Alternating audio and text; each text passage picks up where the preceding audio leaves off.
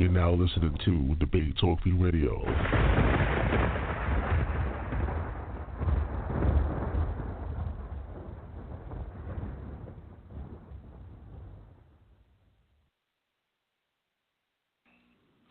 Hey, what's going on, everybody? How you guys doing? Welcome to another show. You're now listening to Season 8 of Debate Talk Free Radio. I'm your host, Sal Showtime, and this is the Relationship Challenge every other Monday from 8 p.m. You know, we back on. And, of course, this is the show where we have men and women gather together to speak about biblical topics. We appreciate the audience out there that's tuning in via phone and via Skype. I got that number, 319-527-6239. Just want to let the people know that we got a message, actually, from Akwetey. Apparently, his work schedule has increased, so unfortunately, for the time being, he's unable to keep on being a part of the Relationship Challenge at this time. But he definitely assured me once his schedule frees up, he's going to definitely come back to the Relationship Challenge, and he wanted to give his condolences and, shout out, of course, to the fans out there that appreciate the content that he presented. And we appreciate the brother, of course, Akwetey, and hopefully, his schedule will free up where he could come back to the program. But let's get the show started, family. I believe Emunah's here. There we go. Let me introduce her right now. Emunah, welcome to the show. Thank you for having me, as always, Brother Sal. How are you this afternoon or evening? Doing pretty good. Anything you want to say to the people? All praise be to the Most High, giving thanks for another day, another opportunity to come together, break bread, have conversation, and hopefully get the tools to elevate as a people. So I look forward to the conversation. All right, that's the host of this particular program, the Relationship Challenge. Make sure you keep it locked every other Monday, Relationship Challenge. Oh, by the way, family, Ahwar Da Swordsman is not going to be here as well. He's unable to attend today, but next show is going to definitely be here on a Relationship Challenge. But, of course, the next sister that's here, she's always here, Mayanah, welcome to the show. Glad to everyone. Greetings. How's everyone doing? Doing pretty good. Happy Anything to you be. want to say to the family? Just to reiterate the thoughts that Emunah shared, I'm looking forward to hearing what the listening audience has to say as they weigh in on this particularly important topic. We're going to explore the role and the placement of the woman in our community. So, you've heard me speak out about this. This is usually like where I live. This is my spot. So I'm really looking forward to being able to have some interaction with the people live on this topic. I'm hoping that they'll call in and be as vocal as they can be in other social media spaces. All right, well, like I always say, get your pen and pads ready. Get ready to take down some notes, and make sure you call in. You know that number by now. Emunah, take it away. Oh, by the way, we're going to have my brother Ahmathyah. He's going to call in a few minutes. He's going to be here soon, so be ready. Emunah, take it away. All right, sounds good. We have a little feedback, not sure where that's coming from, but we're definitely going to clear it up. Once again, welcome everybody to the conversation. So we have a few panelists who are not here today, so if you're always in the background waiting for us to open up the lines around the 9 o'clock hour, go ahead and press 1 now to let your voice be heard and weigh in on the conversation. For right now, it's just myself and Sister Mayanah here, so we're just going to do it just a little bit different. Actually, before I knew that Ahwar couldn't make it, I said, let me just go ahead and look up accessory. The topic of the conversation, are the daughters of Zion accessories or necessities? And that's the question we're asking, because why are we asking this? Whatever category the masculine principle as well as the feminine principle puts themselves, that's going to determine how that individual is treated. And so it's important for us to look at, as a culture, as a people, are we saying that, it's whatever, or is it something, do you need a daughter of Zion? Will any woman do? These are all the things we're hopefully going to get in tonight. But before I get there, English is a very interesting and funny language. Accessory. And I'm reading from, what's this? The American Heritage Dictionary, because, as time goes on, they change words in time, but this is an older edition, first published in 1969, just to give you an idea. I kind of like, anywho, accessory, something supplementary, an adjunct. That's the first definition. Something supplement, like how you take supplements, your vitamins, supplementary and adjunct. The second definition, one who incites aids or abets a lawbreaker in the commission of a crime, but is not present at the time of the crime. I'll say that again. The second possible definition of accessory is one who incites, aids. Sounds like Jezebel, Sister Mayanah, right? We had that conversation, if you missed that conversation a few weeks ago. She does sound a little bit like Jezebel here.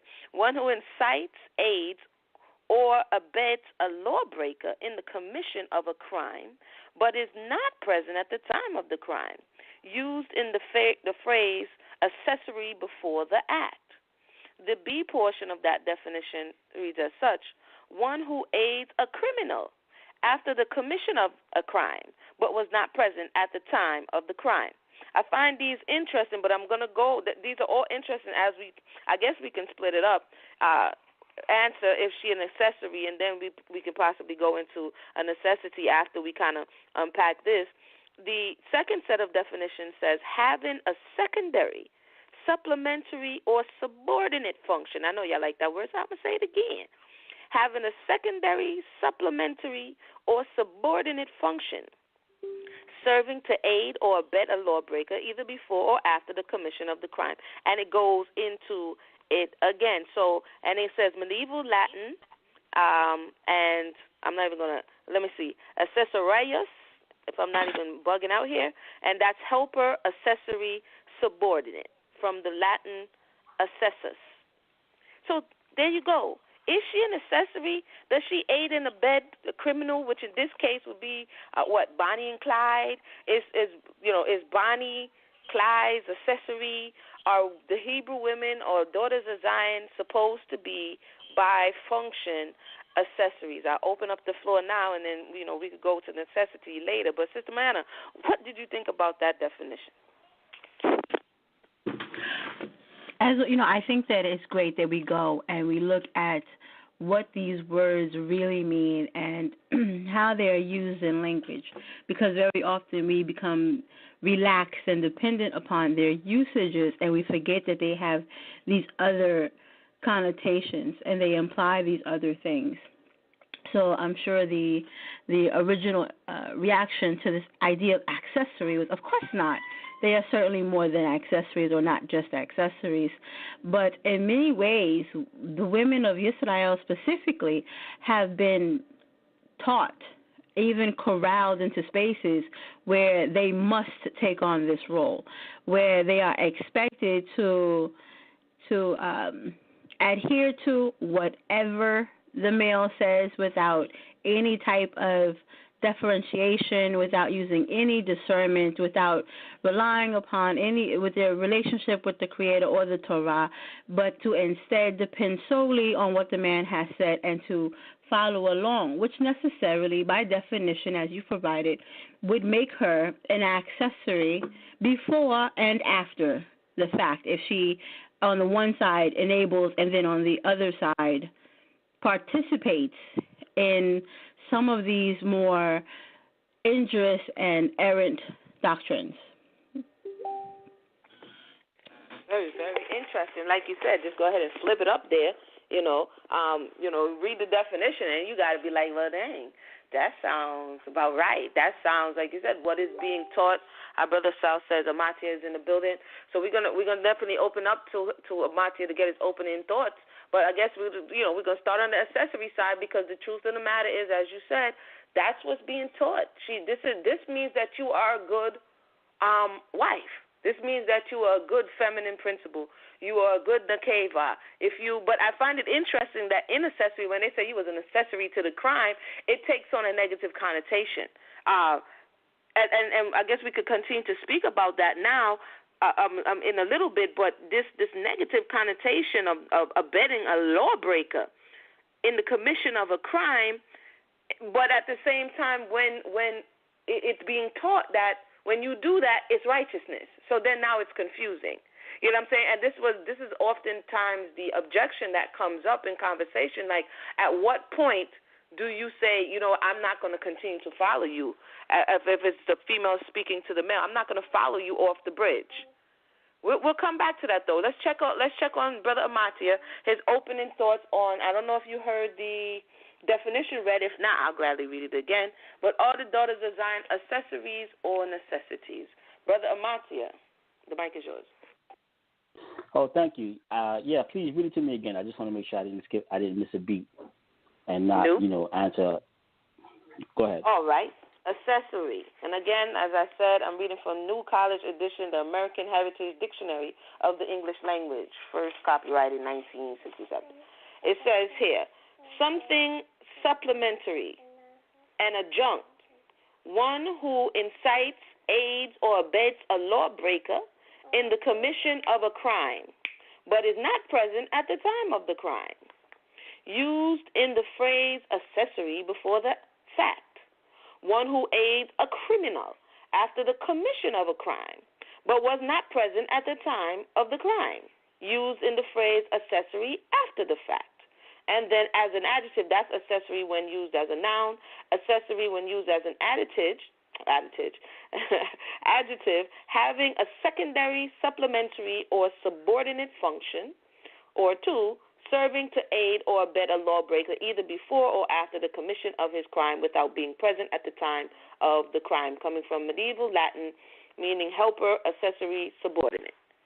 So that's what it means according to the dictionary for accessory. So are the daughters of Zion accessories or necessities? Brother Ahmathyah. Oh, all right. Well, according to the definition, I would say, which definition are you basically narrowing? I would ask, which definition are you narrowing down on? If you're talking about the definition which makes her,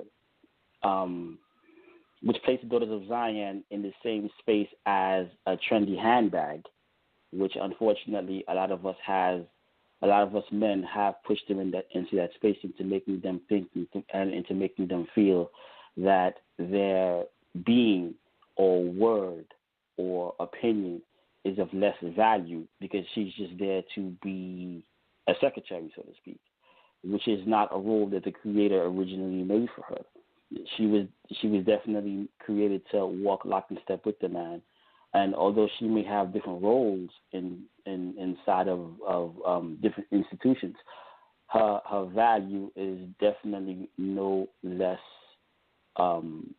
Is not of any less worth than that of a man. So most definitely she is a necessity. We basically can't have anything without her. We need her input. We need her presence just to get mankind, much less its institution, off the ground, and for it to have any kind of meaning whatsoever. We need that female principle. She is definitely a requirement. She's not an option. She's a must. So she's definitely a necessity. If she's a necessity, that's my point. So I would have to ask at this point, because as you said, and we're unpacking this definition because there's so many ways, if we're being honest, like you said, it can be applied even to, aiding and abetting criminal activity, but the thought of, and I just lost my thought. The thought, what I would ask you is the thought of, and you kind of addressed it as it relates to she being not a supplement, what would you say? And I know I'm going to go there because I can. And this thought of having multiple women, at that point, does the wives in that scenario become supplements? Do they become accessories? Because if one is a necessity, is 10 a necessity? I know I threw it out there early, but as you were talking, I'm just saying, okay, at what point does necessity go to accessory? Brother Ahmathyah. What point well, I would definitely say when that undertaking is taken upon out of men's lust. A man is looking for justification to get a wife or a second wife just because.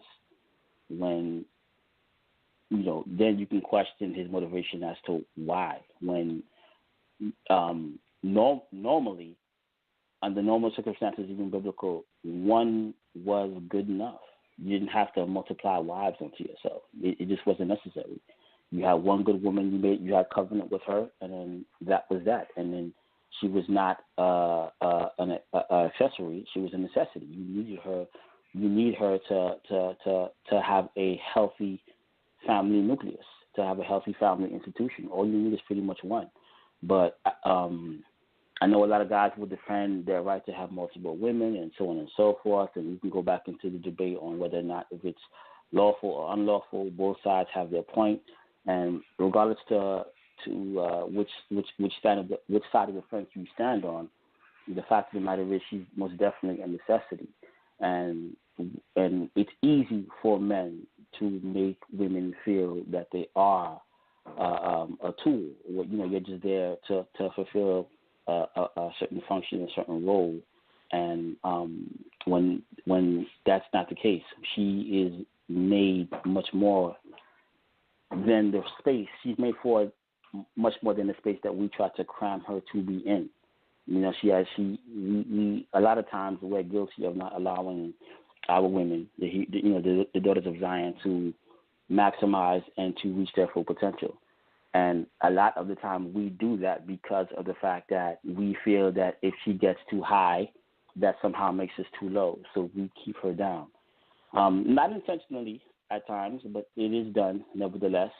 And to best answer your question, I would say it depends on the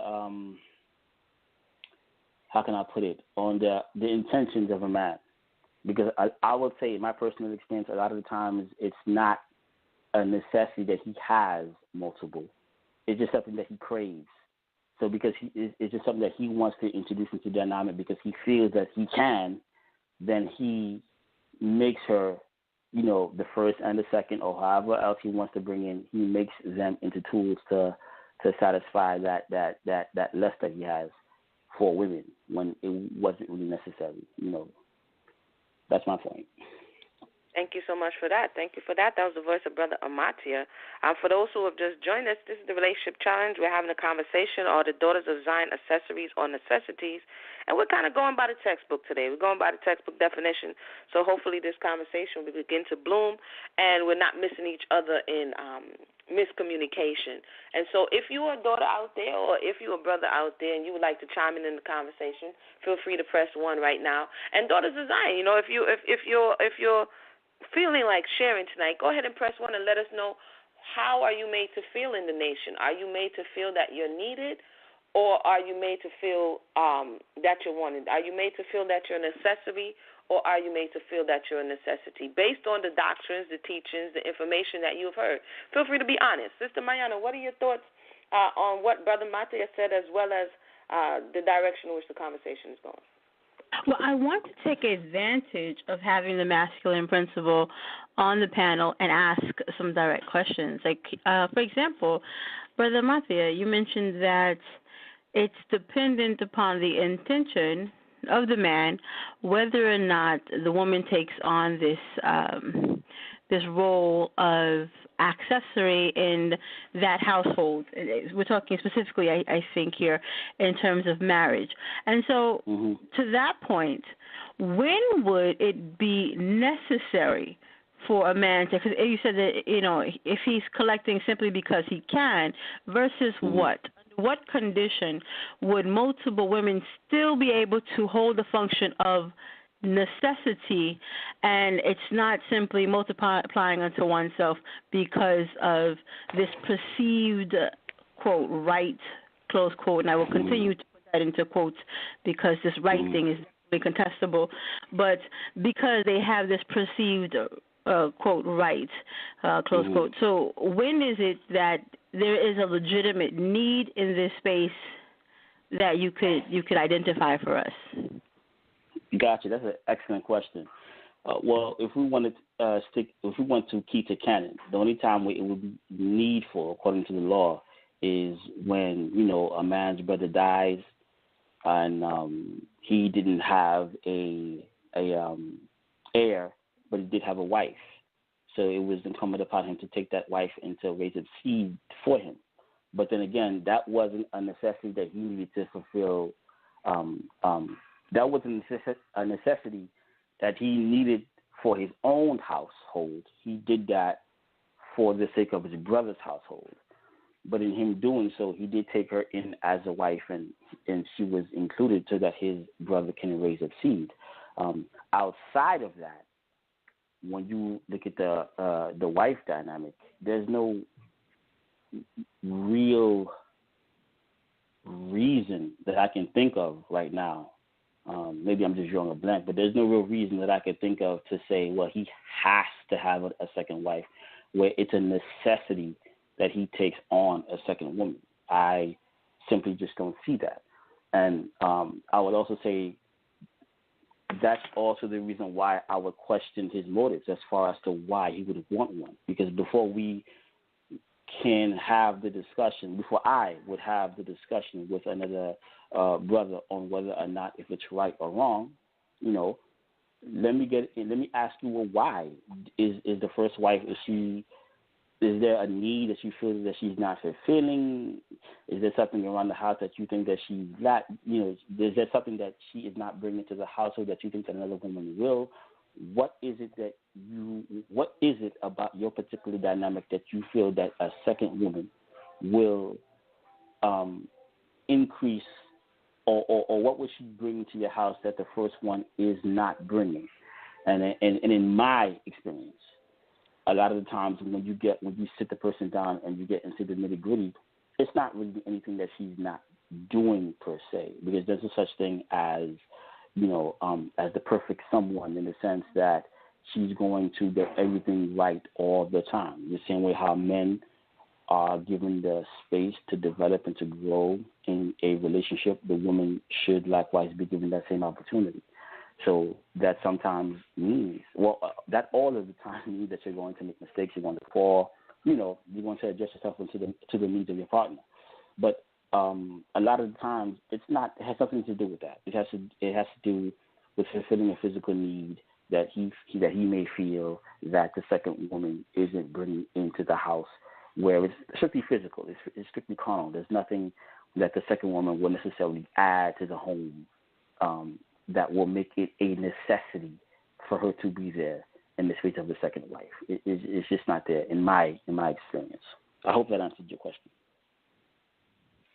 It answered my question. Thank you so much for that. Absolutely. I yield the floor.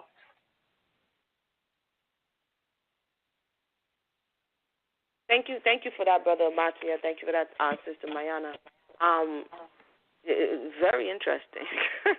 Fascinating stuff. We're going to touch the phone lines right now to see if anyone has pressed number 1 or would like to chime into the conversation early, as we, I guess, dig down a little bit further and to take a look at how and why women are being made to be accessories. Are they electing to be accessories?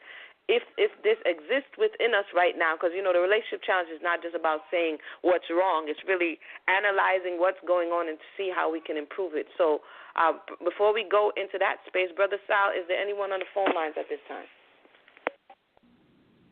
All right, once again, family, you know that number, 319-527-6239. If you have any questions or comments, feel free to press number 1. We'll add you in the conversation. Again, the title of this conversation are the Daughters of Tzion, Necessities or Accessories? Again, the number to call in is 319-527-6239. Don't be shy. Go ahead. All right, so I take that as there's no pressing number 1 at this time. And as Brother Sal said, please don't be shy as we continue this conversation. Oftentimes we're having these type of conversations here all throughout Debate Talk for you under the palm, not just because we like to hear ourselves speak or because we like sensationalist hype, because sometimes we may get sucked into the space of, let's hear what they're going to talk about today. But it's really about finding and identifying the things that are causing us to stumble, building upon the things that are positive, and like I said, identifying the things that are negative so that we can progress as a people. So definitely, if you have any questions or comments, feel free to press 1 and let your voice be heard. So Sister Mayanah, as it relates to accessories, and I know you're often in the trenches, you're often, seeing what's going on, hands-on with the people, namely the feminine principle, what are your thoughts on Are women bringing this onto themselves? Are they bringing this accessory, handbag type mentality from the world? And a lot of people, this first generation or second generation, waking up to the truth, are they just bringing that mentality, like you like to say, ride or die mentality over? Or is it both? Is this something that the men are delivering via doctrines and interpretation? Or is it both? Do women see themselves as I would agree that a lot of this has to do with what women are accepting. And from what I can see out there on social media, someone pressed 1 and may want to weigh in. So let's go ahead and talk to the people. All right, hold that thought. Brother Sal, you can go ahead and open the phone line. All right, let's go to 347-303. You're live on air. 347. Can you hear me? 347-303. You're live on the air. Probably got yourself on mute. 347. Can you hear me? All right. I guess we'll get back to that person. We'll come back. Good.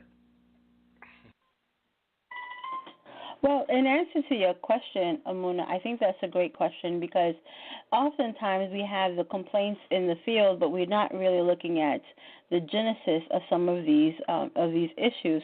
And to some extent, it is because of the way that women have co-signed, have agreed and signed up for a lot of this errant thinking because they have chosen to adopt it and to act on it, that in these ways I would have to say they are complicit in their own subjectivity. For example, like you said, I'm always talking about the era and the ride or die mentality. We have been reared socially to believe that it is the responsibility of the melanated woman to be beside her man, irrespective of what he may have concocted, what he may have gotten into, because anything that we say that might challenge him is considered to be contentious, is considered to be rebellious, she's boisterous, and she's probably a bedwench at heart. And there's also that fear of emasculating the man. So instead of giving him any type of feedback that would be useful to him, to be the easier to him, instead we infantilize him, and so he remains a child, and she takes on the role of mother and protector, which is not her role to have, and in that way she becomes someone that he doesn't look upon as a help to him because she isn't, and someone who he can other in many aspects. He gets to other her. She's replaceable because she hasn't made herself useful in any way that would make her irreplaceable, without switching up too many words. What we were created to do was to reflect back on the man his better self, his potential, what his created purpose was, for him to continue along the lines of doing his work. And as Ahmathyah said quite eloquently a moment ago, that she has a role that is different from his, but not lacking in value. And women are having difficulty accepting a difference without accepting a subjectivity, being subjugated, or and conflating these ideas of submission and silence and being pushed and locked away in the prayer closet because it's a man's world. Very, very, very, very interesting. As you were talking, I have another question came to my mind again. Let your voices be heard. Feel free to press 1. Another question came to the thoughts is that who determines, and in today's, it's ideally and then today, right? Who's determining her value? Like, who's determining if she's an accessory? Say she's all of these things. Say she's the best as there ever. She's playing her role. She's doing all those things, but the man refuses to accept that, and he's deeming her an accessory as opposed to a necessity. Does she go with his value assigned, or does she go with her value that is intrinsically who she is. Brother Ahmathyah, what are your thoughts? My thought is that her value has already been assigned to her by the Creator. That she is pretty much irreplaceable. So irrespective to how he treats her and how he views her worth or her role in the relationship, her value is determined and is not determined or is not determined upon what he perceives it to be. Her value is not like a stock in the market where it goes up and down depending on how much shares he decides to assign to her. It doesn't work that way. So his shortcoming, if he has any, according to your question, he would. His shortcomings, as far as not recognizing that value, is just that, his shortcomings, his error, and that's something that he would have to deal with. And if it gets out of hand, then so would the community, and so on and so forth. But as far as her value, her intrinsic value, and even extrinsic, but her intrinsic value, her self-worth, and her worth to her community, her family, her people, and to the Most High God, most importantly, she is priceless. That is already determined. That's already locked. That's already set in stone. So there's nothing that he can do to change that. What he needs to do, what we need to do as men, is to recognize that and to make the daughters of Zion feel and understand that they are valued. And just because they are different from us in many respects, thank God for those differences, that does not mean that she is worth any less in value because of those differences. It's because of those differences that she is prized. It's because of those differences that she should be sought after and made to feel special and wonderful and most definitely needed and longed for and sought after, and understand that when we sow into her, then we give her all the necessities that she will need and all the strength that she will need to sow back into us as men, and of course back into the children, into the communities, and whatever role and function that she has to fulfill. And in that case, everybody wins. But as far as her intrinsic value, her value overall, that's already been set in stone. So our shortcomings as men has nothing to do with that. Like I said, if we have shortcomings, then that's what they are. They're shortcomings and errors on our part. But her value is beyond treasure. It's priceless. I yield the mic. All right, now we're going to go into that, but we got some callers on standby, so definitely thank you for that, Brother Ahmathyah. We're going to go to the phone lines right now, and if you're out there, if you would like your voice to be heard, or the Daughters of Zion, accessories or necessities, Brother, I was going to say Ahwar. Brother Sal, you can open the phone lines at this time. All right, let's go to the phone lines. Let's go to 347-303, you're live in the air. Shalom, Lala Tov. This is Sister Aisha. Lala Tov, sis, how you doing? I'm fine.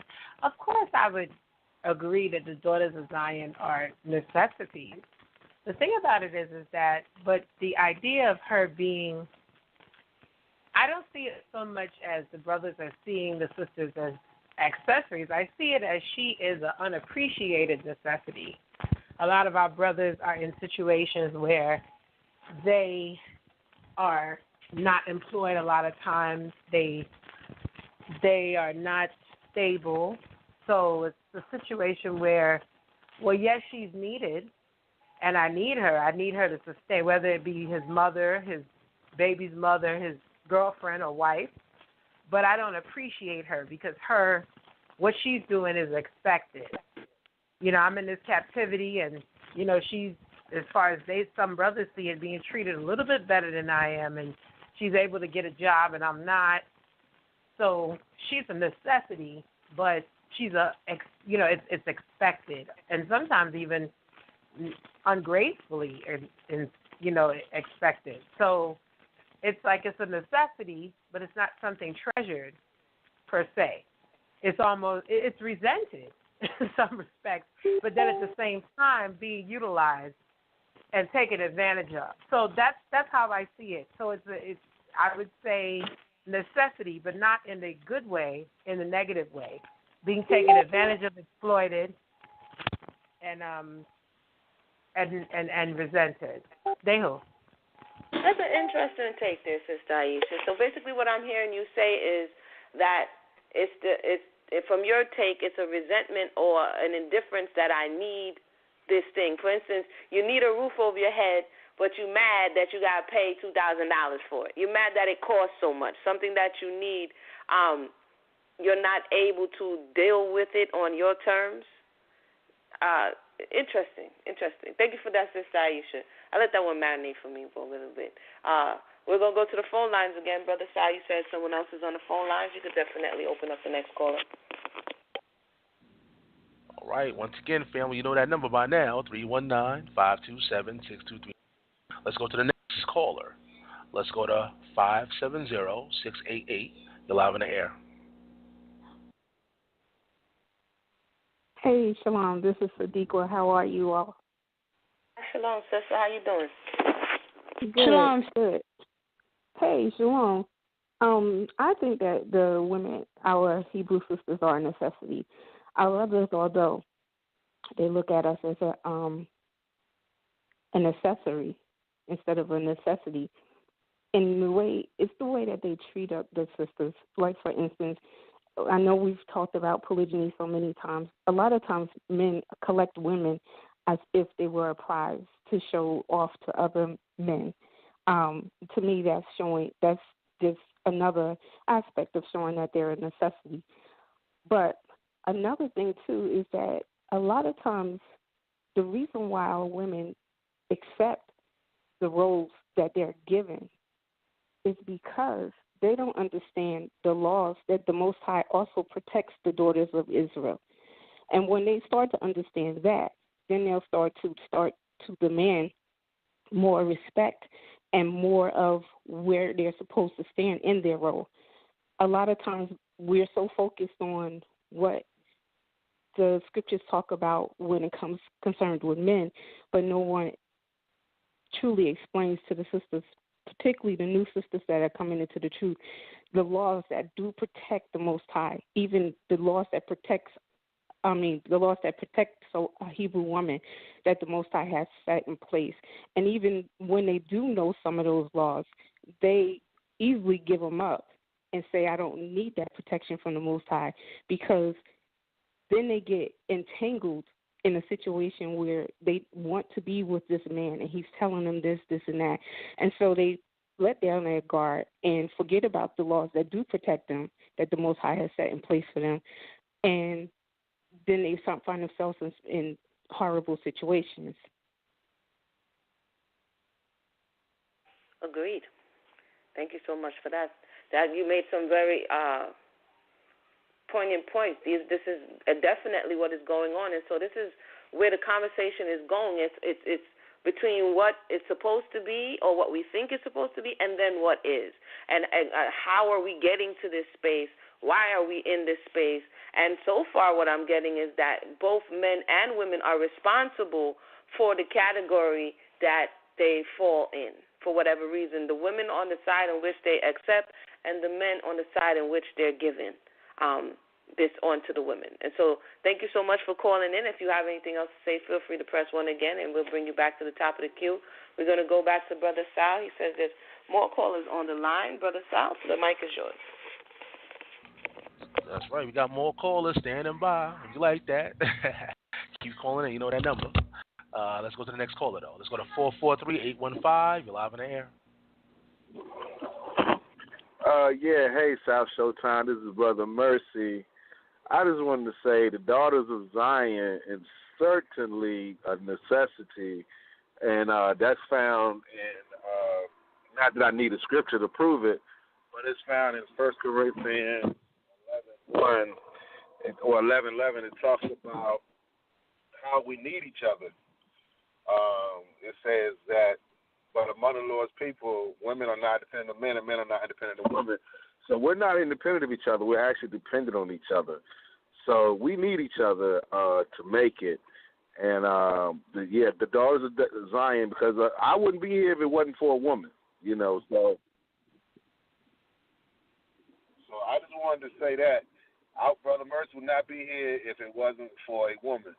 So we can't act like we don't need each other because we need each other. And a lot of times those things about being quiet and being submissive, a lot of those things were put in place to protect the women because at one time it was a persecution. People were dying for speaking the truth, So now I think men have used this opportunity to preach on the street corners to avoid their obligations at home. I think that's really what's going on. So I just wanted to say that. But as far as the ladies being a necessity, I think it's key. But I think men need to do less preaching and do more with their families. But that's just my opinion. This is Brother Mercy. Thank you for that one, Brother Mercy, the voice of Brother Mercy. Thank you always for calling in and lending your support and giving us your thoughts on the topics, very important topics for our community. If I'm not mistaken, Brother Sal, and then we're going to go into reading necessity. And for those who just joined us, we did read the definition, textbook definition of accessory, and we're going to do the same for necessity. But before we do, we're going to check and see if anyone else has their hands in the air at this time. Brother Sal. Yes, let's go to the next caller. 718-378, live on air. 718-378. Okay, shalom, everybody. All praises to the Most High. Hey, shalom. You know what? Shalom, Ma. Hey, shalom. Oh, good. What a pleasure to hear my daughters again. I agree with BT, Yaisha, and the young lady who just spoke. We're definitely necessary. We can see from the very beginning that with all that Yah gave Adam to command, he still did not find anything that was suitable for him until he got his what they call helpmeet.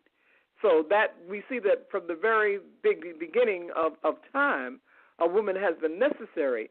I do agree with my daughter that we are not appreciated. And then we have the resentment factor, the fact that under this captivity and under our various captivities, women have not been appreciated. This has been even from the beginning. And we've had some women who were treated very, very well.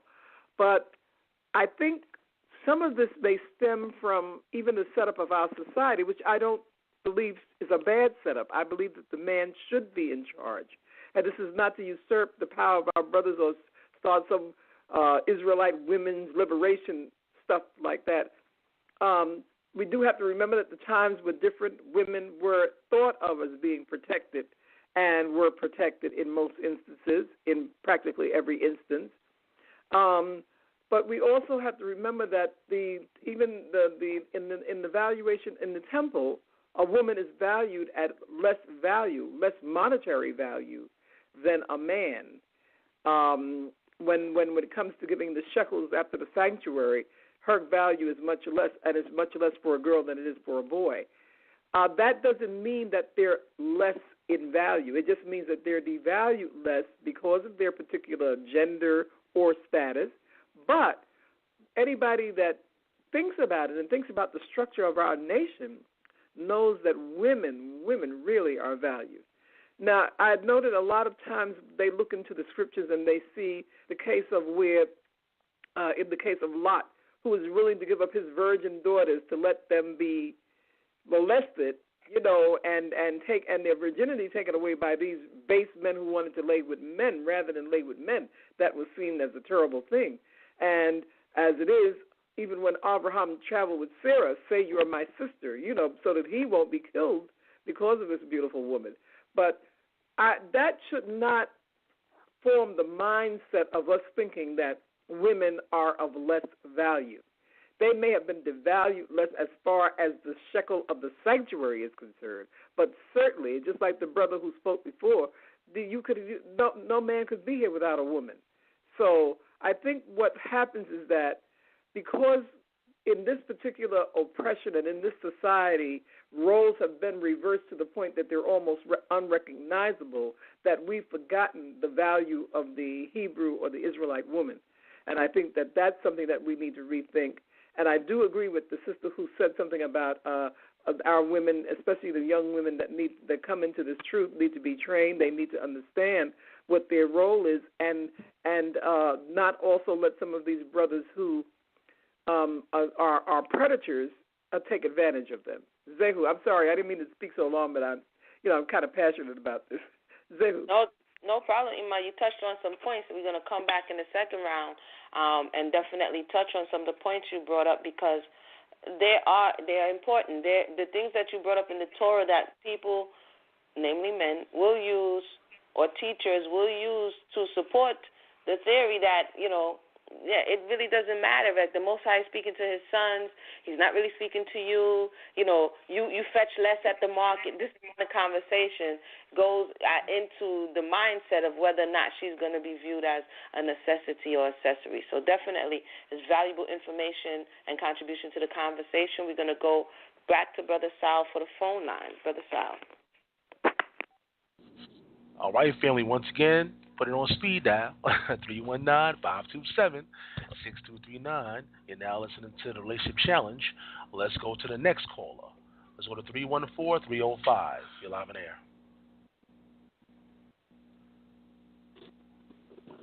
Shalom, everyone.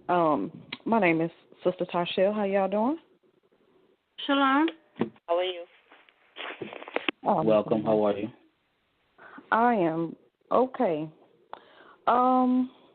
What I just wanted to say was I believe it is a combination of the men and the women. And I truly do believe that coming from the world into the walk, the women and the men bring the worldly things into the walk, and being new, the women being new and not really knowing what their role is, like you guys said, I agree with that too.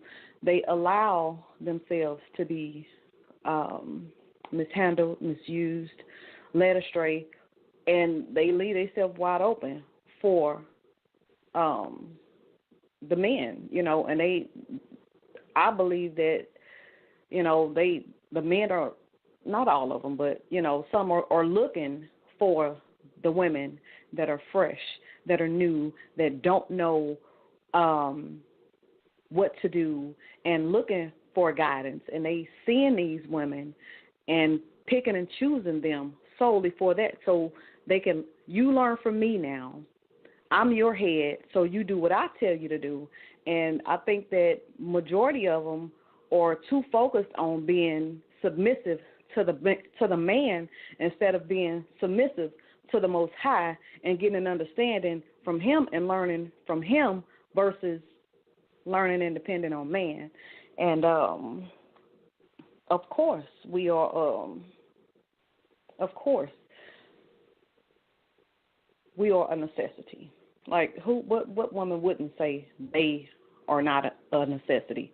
Yes, we all a necessity, because a lot of things that we do, the man wouldn't be able to handle the things that we handle, that we do, that we go through. Like if a black woman can work a thing out like nobody's business, and she can do it with ease. We have so much strength that sometimes I believe that the men do get a bit resentful because we are so strong. And although they've had an unfair advantage to some point, because we done got so far away from how we were supposed to live. So we don't know, and then coming into this thing, and then it's what I'm seeing is a lot of men misinterpreting the scripture, and they using the scripture against the women instead of using it to elevate both of them. And it's just, we definitely are a necessity, and people, it's unfortunately it's prayers. Well, not prayer. I'm messing up now. You can be prayed on anywhere, so you just have to keep your eyes open and stay in the Word. Like, you have to stay in the Word. You have to stay close to the Most High in order for these things not to happen to you. And I'm looking like I'm in a situation, I guess you could say. You know, I'm married, but my husband isn't in the walk. He refuses.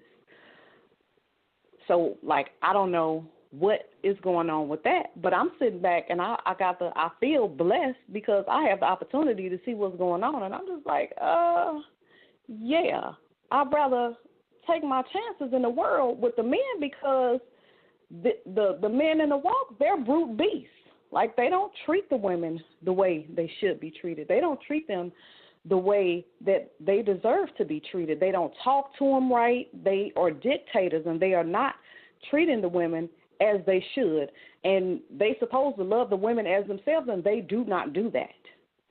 So I just sit back and I watch and I pray for everybody, and I feel very blessed that it's not me. So,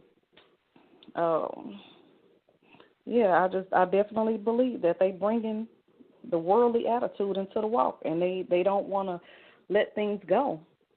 Thank you. And so they're much. not being the head of the household like they should be, but, you know, I'm done.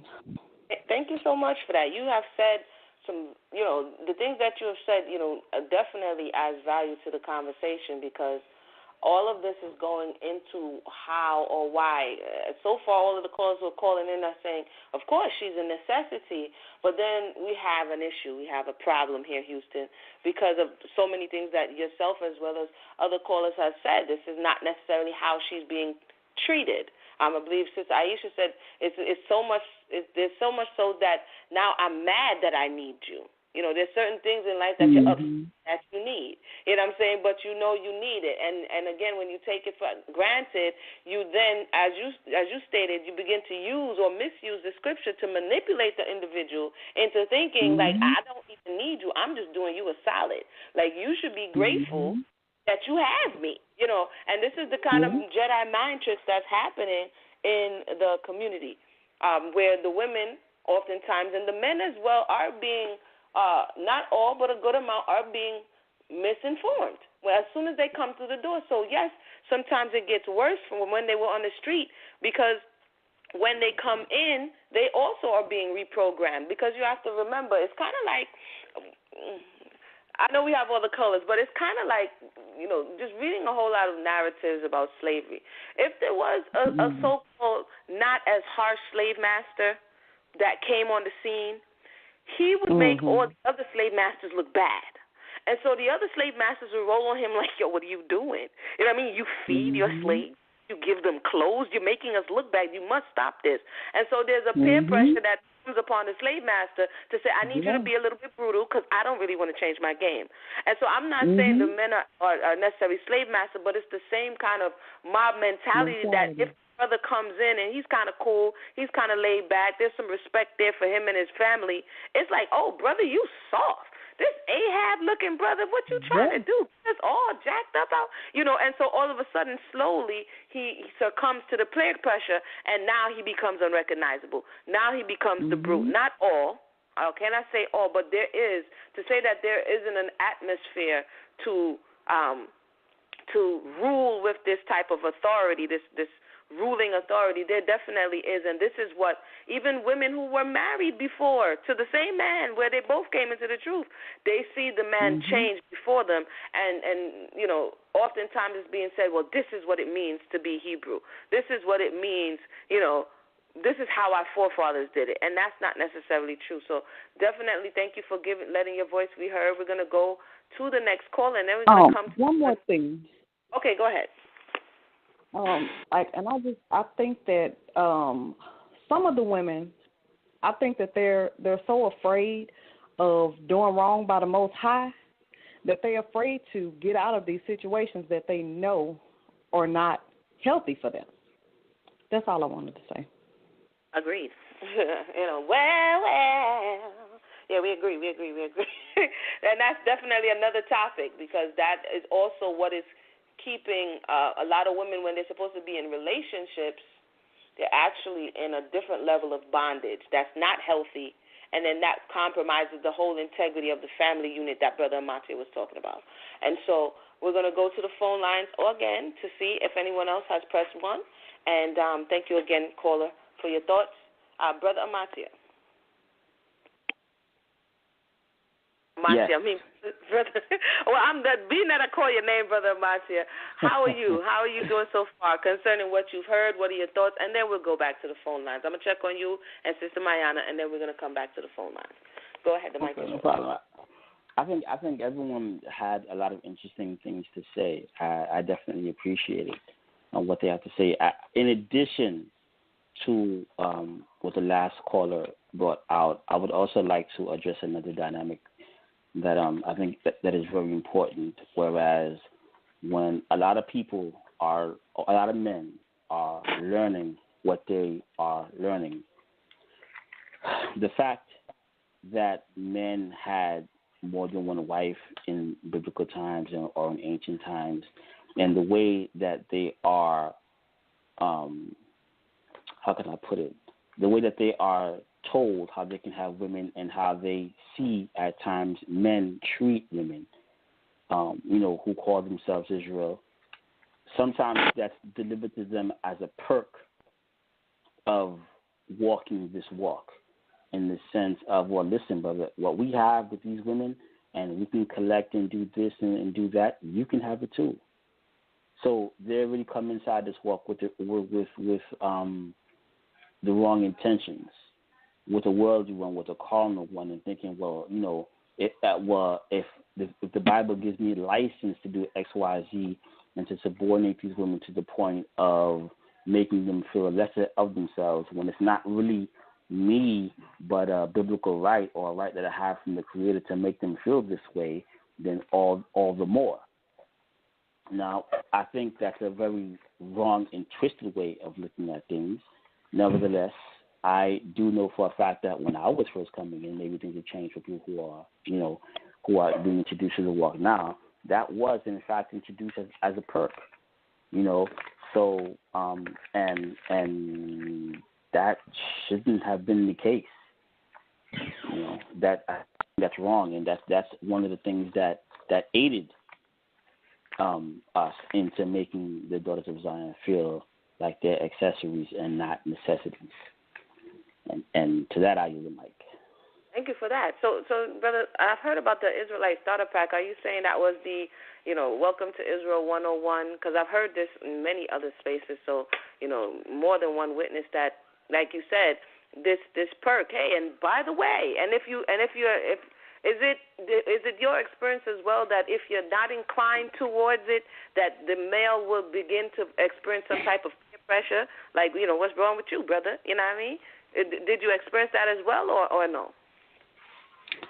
I myself did not experience it, but I did see that view pushed on other men before me. Whereas if this particular guy had a wonderful relationship with his wife, if he was very cordial with her, especially when brothers went out with their women, and he treated her more decent than the other brothers did their wives, then when we got back, amongst ourselves, and when we were home, then he would get clowned on.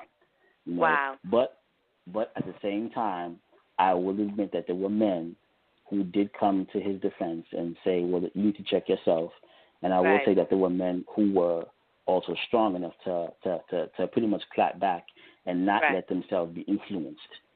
That dynamic is there. But it is true that some men did face persecution. And I use that word deliberately, for the simple fact that they did have better relationships with their wives, and in turn, when it was brought to light, because when a man is walking with his woman and there's a chemistry that's there and they get along with each other, they don't have a problem expressing that and showing it to the world. The man loves the woman and he has no problem shouting it to the rooftops. So when the thing is, what brought that pressure more upon that man was the fact that the women were seeing it. The women who were in these relationships with these men who were not giving them that love and attention, when we went out and they saw how this man fawned on her, he genuinely cared for his well-being. He made it his business to prove that chivalry in Israel is not dead. And the women were the one who were noticing how he was acting and treating her like a person. And I guess they envied the sister, not in a wrongful way, but in the sense that they were able to compare, well, how come my man doesn't do this for me? My man doesn't do that for me. If we're sitting around on the table and all of a sudden, he doesn't have any problems making birthday plans for her, taking her out to dinner, writing her poems or whatever, and he's expressive towards his love for his woman in public. Correct. And other women would see that, and in turn, when they got home with their husbands, they would use that as a weapon and say, well, you don't do this for me, so and so brother does that for his wife, so it can't be wrong. How come you're not doing it? Right. And that would be a problem for him later on. But that element was there, most definitely. I can't deny that. That was there. Absolutely, because Ahmathyah and I came from the same space. We came from the same congregation, so to speak, if congregation is the word to use.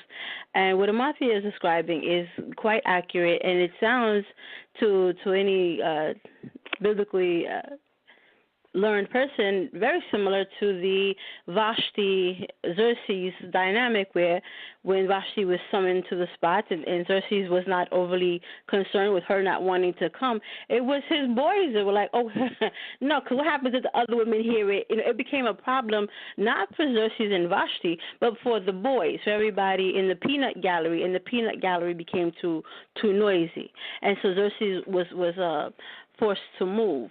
And as Ahmathyah stated, we did have many men who fell to this type of, as he rightly called it, persecution and pressure, but there were a number, and I don't want to overemphasize or inflate this number, but it was just a number of men who were disinterested in the approval rating of their peers.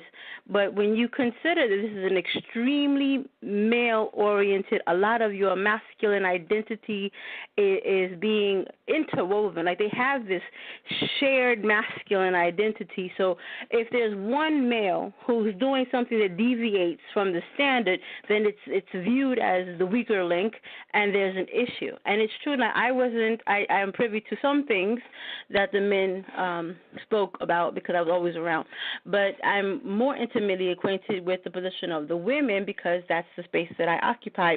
And it's true. Women were able to compare notes. When the men are able to isolate the woman and create a vacuum of information where she has no other sources, then she will swallow whole whatever narrative he has to push to her.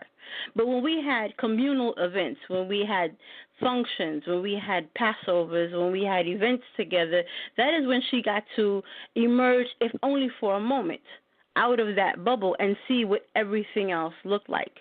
When it looked like these other women were duplicated and they were sitting in their matching garments to per family, everybody, were color-coded, or everyone did something that looked familiar, then that was, okay, affirmation that she wasn't alone in her crazy house. But when she was able to see that there were still relationships that functioned between a man and a woman, it was healthy, the children were happy, everything was going on, and it gave her the opportunity to question. And they were questions that these men did not have the opportunity to answer. They didn't have the ability to answer because it was so wedded to rhetoric that when faced with real questions or real concerns, then the women would just become vilified, and they were and the ever so popular "you're in your emotions" or "you have a demon" or "you have all these other things" became the go-to in lieu of any type of actual answers. And so the strife that happened in their house, because they couldn't defend against it, they turned that on the man who, like, it's your fault. It's your fault. Because you're happy over here and you're making other people, like Ahmathyah said, you made it public. My wife can see it, and it's hard for me to they'll say, manage her or keep her in order. But the honest answer is to deceive her anymore because she has evidence in her face to the contrary. I need you to stop it. Women, believe me, women all day long sat at the kitchen table and traded notes, and they did not like it. The men did not like it. And if you can make all of the women seem crazy, that's fine. But when you have a man saying this is not the case, or demonstrating this is not the case, this is not a necessity, this is not what you have to do, it complicates the agenda of the other men. And so a lot of the brothers that were in our congregation back in the 90s ran into that kind of opposition. All right, thank you for that. That was the voice of Sister Mayanah as well as Brother Ahmathyah. For those who have just joined us wondering what in the world are they talking about now? We're talking about the daughters of Zion. Are they accessories or necessities? We originally read the opening definition of accessory. We have some callers on the phone line, so I'm going to come to necessity. But we're going to check on the callers on the phone line to see. As a matter of fact, before we do that, because we're at the 9 o'clock hour, 1/4 past the hour, quickly, and then I'm going to come to the just to make sure that I actually read the definition and we don't finish up and I haven't done so. So for balance, the word necessary, no, what did I say? My bad. The word necessity, something needed for the existence, effectiveness, or success of something, a requirement, something that must inevitably exist or occur. Where am I? That which is dictated by invariable physical laws or strict social requirements. That which is dictated by constraining circumstances. And let me jump down here. The state or fact of being required or unavoidable. Pressing or urgent needs such as that arising from poverty, misfortune, or emergency. And that is from Middle English, necessitate, Old French, and Latin, meaning necessary. So is she a necessity? And as everyone has said thus far, she's a necessity, but in many spaces she's not being treated as such. And so we have to look into why, which is what we're doing right now, unknowingly. We're unpacking why she has been shifted from this space of I need you, because in saying that you need something, there's a vulnerability there. And again, as the story that we just heard from Brother Ahmathyah as well as Sister Mayanah, this vulnerability is low tone. It's not good because it shows weakness. And so if men are out there, if you're out there and you be like, nah, sister, you don't know what you're talking about. Let me tell you how this thing go. Feel free to press 1, respectably. But this is my little theory here as I'm listening to the whole thing unfold, that it's safer to push her to the accessory category because there's less vulnerability for the male in that space. But let me know if I'm just all the way off. Does it sound plausible? And at this point, I'm going to go to the phone lines. Brother Sal, you said we have some people on the phone line, so go ahead and open up the line. All right, let's go to the next caller. Let's go to a Skype caller. Skype caller, you're live on air. Somebody call her from Skype. Can you hear me? The phone line is open. Are you there? Hey, good evening. How you doing? Good evening. Okay, great. Okay. All right, so I'm just going to jump right in. I believe that she's an accessory in some parts of his life when he needs her to contribute, to complete whatever it is that he's doing at one time or another, whether it be building a quote-unquote black family, the kids and whatnot. At another part of his life, I feel that she's a necessity because he needs her for certain things, and it doesn't really matter. It could be to provide for, to be provided for, or to be accepted, to be fed, to be bailed out, etc. From my perception, the man will always have access to the daughters. There will time in his life when he don't have access to her, which gives them the opportunity to treat the daughters in such a back and forth matter, and I see it more like playing tennis. the brothers know that they can do the daughters as they, however they please, and they know that they will always be accepted and not ostracized. So because they know that we have so much love for them, and that we can't get rid of the brother fight. We can't be like, no, we don't want nothing to do with them, because we love them. We honestly have this loyalty towards our brothers, and we want them to do right. So it's whatever it is that they do. It's we still want them to come home. We're still going to be there for them. We're still going to feed them. So this is just,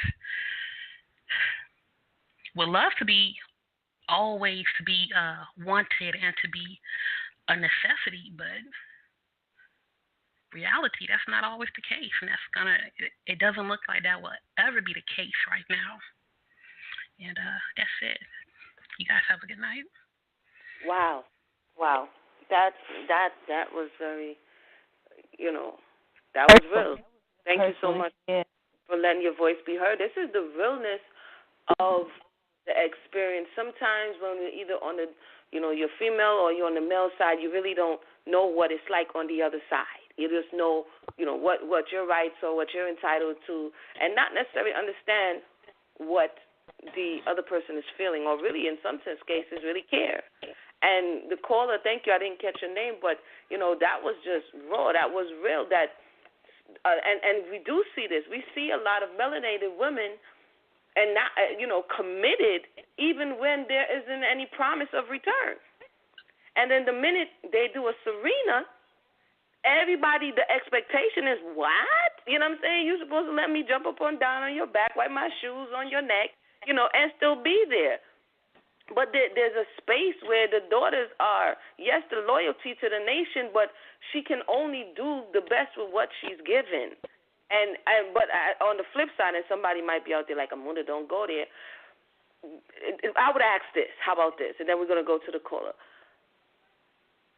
Is that loyalty returned? Will the men endure, or should they? Do they need to? Do they feel they need to endure as much as the feminine principle, the melanated feminine principle, is not only willing to, what history has shown that she has endured? She has waited for you. She's prayed for you. And now she's getting to the point where, now she's ratchet, and that's why I got to get Becky. But you're not considering that she is the offspring of the offspring that was waiting for you. And in many cases, you never came back. And so now she's making the man an accessory. And that's when the tables are turning. You know what I mean? And people are like, well, what's going on? The independent woman, what is she really doing? She's saying, I don't need a man. Not saying it's right. It's saying what pushed her to this point. That now she's turning the tables and saying, I don't need a man. If I want one, then it's on my terms. Something had to have happened somewhere, and I know we're probably kind of drifting into another conversation, but the caller was just so real that it brought those thoughts out. We're definitely going to check on the panel on that. We do have other callers on the line. Feel free to state your name, let us know who you are, and proceed with whatever you have to share. So, Brother Sal, the mic is yours. All right, let's go to the next caller. Once again, that number is 319-527-6239. If you're on social media, feel free to call in. Once you call in, you got to press number 1. Let's go to the next caller, though. Let's go to 267-283. You're live on the air. Shalom, shalom. Light of Tov, this is Bashua. How's everyone doing tonight? Hey, shalom, sis. Shalom, shalom. This is a very interesting conversation, and honestly, I've been looking forward to this. It was good to hear my Akwetey Tashel call in. She took a lot of words out of my mouth, which I was going to say, in reference to, there's men that tell these women, well, I'm the head, and you have to listen to me, and, you get all your learning from me, and then you have these sisters who can't leave. And what I've noticed, and mind you, I've only been in the walk for a little over 2 years. So what I've noticed is that a lot of times most of the time that a lot of these sisters get into the walk through another brother. You know, a brother's giving her all this information. It sounds good to her. You know, she gets with him. So everything that she knows regarding this walk is based on him. You know, and even though, you know, she may feel in her gut that some of the things that he's saying may not be right, but, and I think another caller alluded to this, and I think it was my, I think it was the coach Tito Shell again, how, you know, some, you know, the sisters, you want to be right with the Most High. You know, you don't want to, you know, because a lot of times these brothers are teaching these sisters what they need to do to please the Most High based on their doctrine. So they think that if they go against that man, they're being displeasing to the Most High. I noticed another thing that, well, a lot of these brothers, mainly on the street corners maybe, the street corners, and then I've even heard some, you know, brothers who aren't on the street corners, maybe they're in like a community, like a Hebrew community or something, and you see it on YouTube.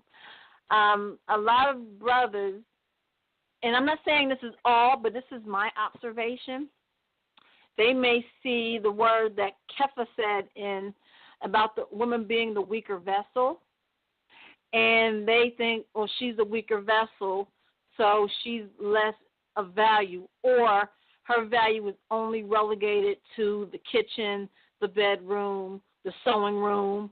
You know, that's what a woman is. A woman is someone who cooks and cleans and takes care of my physiological, my sexual, my needs. It's all about what she does for him, not about what he does for her, or he thinks that what he's doing for her is teaching her and providing her with a house, and he doesn't have to have an emotional connection with her, you know, or anything like that. And I think something like that can make a sister feel like she's an accessory.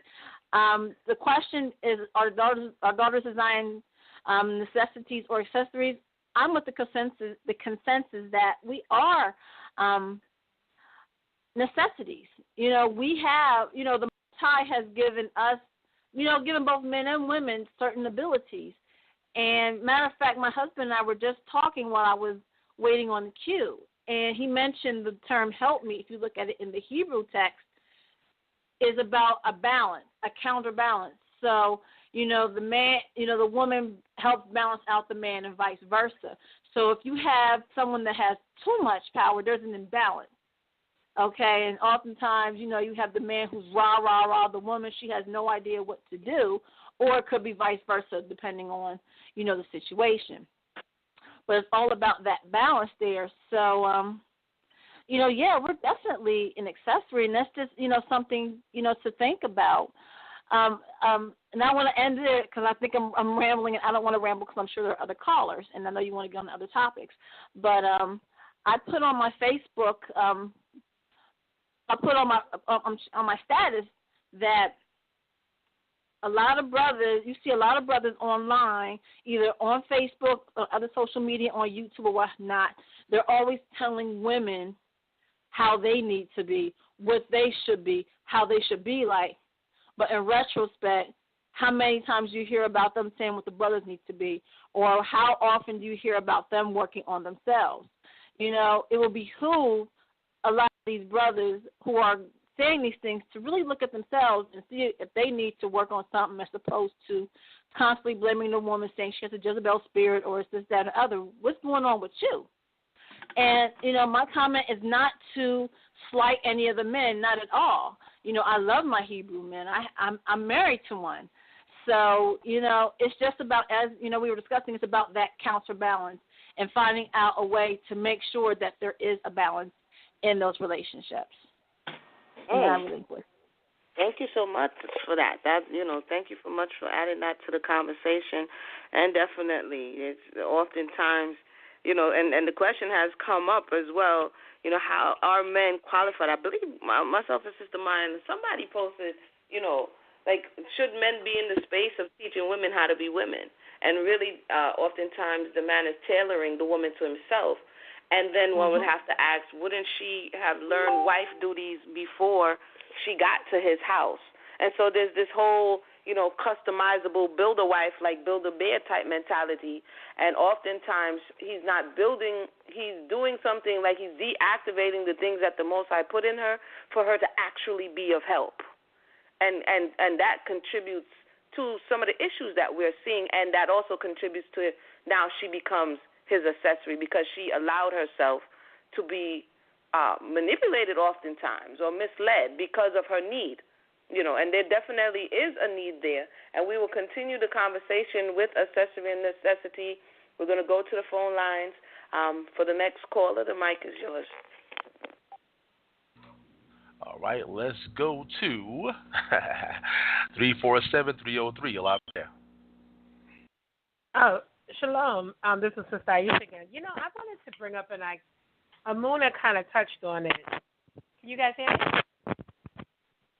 Can you hear me? You got a little crackling, but we could hear you. Okay, let me put it on. You can hear me better now? Okay. What it is too, we have to look at the origin of some of these issues. Like, first thing is, people say, oh, I would do better in the world than I would do in Israel. But a lot of these issues didn't just stem from coming into the truth. They were kind of in the black community at large, where men devalued anything that, I'm not saying all men, but some men devalued anything that even appeared like themselves or looked like themselves. From the street guy, from the pimp, in the pimp world, as I watch documentaries, the white woman is always valued higher to sell on the market, even though all the women are being exploited. In the educated black world, same thing. I get educated, or I get $1 million contract to do something, I'm successful, I get a white wife. So these issues are not just, I came into this truth, and it existed in our community before. We brought a lot of that in. Why the women are so susceptible is because, first thing is, a lot of us come out of the church where there's a heavy effeminate spirit going on there. So a lot of times, a lot of the women either are the mistress of the pastor or they're just single. And a lot of the women try to say, well, my boyfriend is JC and I'm married in the spirit and all kinds of stuff. But yet and still, they're alone. So now, and then and then what are you seeing? You're seeing men being emasculated all the time in the penal system, in the black community as a whole, through homosexuality, through drugs and all this stuff. So now, like one of the sisters just touched on, you want to see this man do well because you love him and you care about him, whether he be your son, your husband, or just a brother. But at the same time, so you come into this truth, and they're uplifting men to counteract what's going on in the church, what's going on in the street, what's going on in society at large. In the upliftment of the men, the misunderstanding, because they still have some of the outside societal thing of putting down the black woman, not appreciating her. They're still holding on to that aspect of it. So it's like a situation where you're uplifting the men and you're going against society with that, but you're not going against society in uplifting your black woman.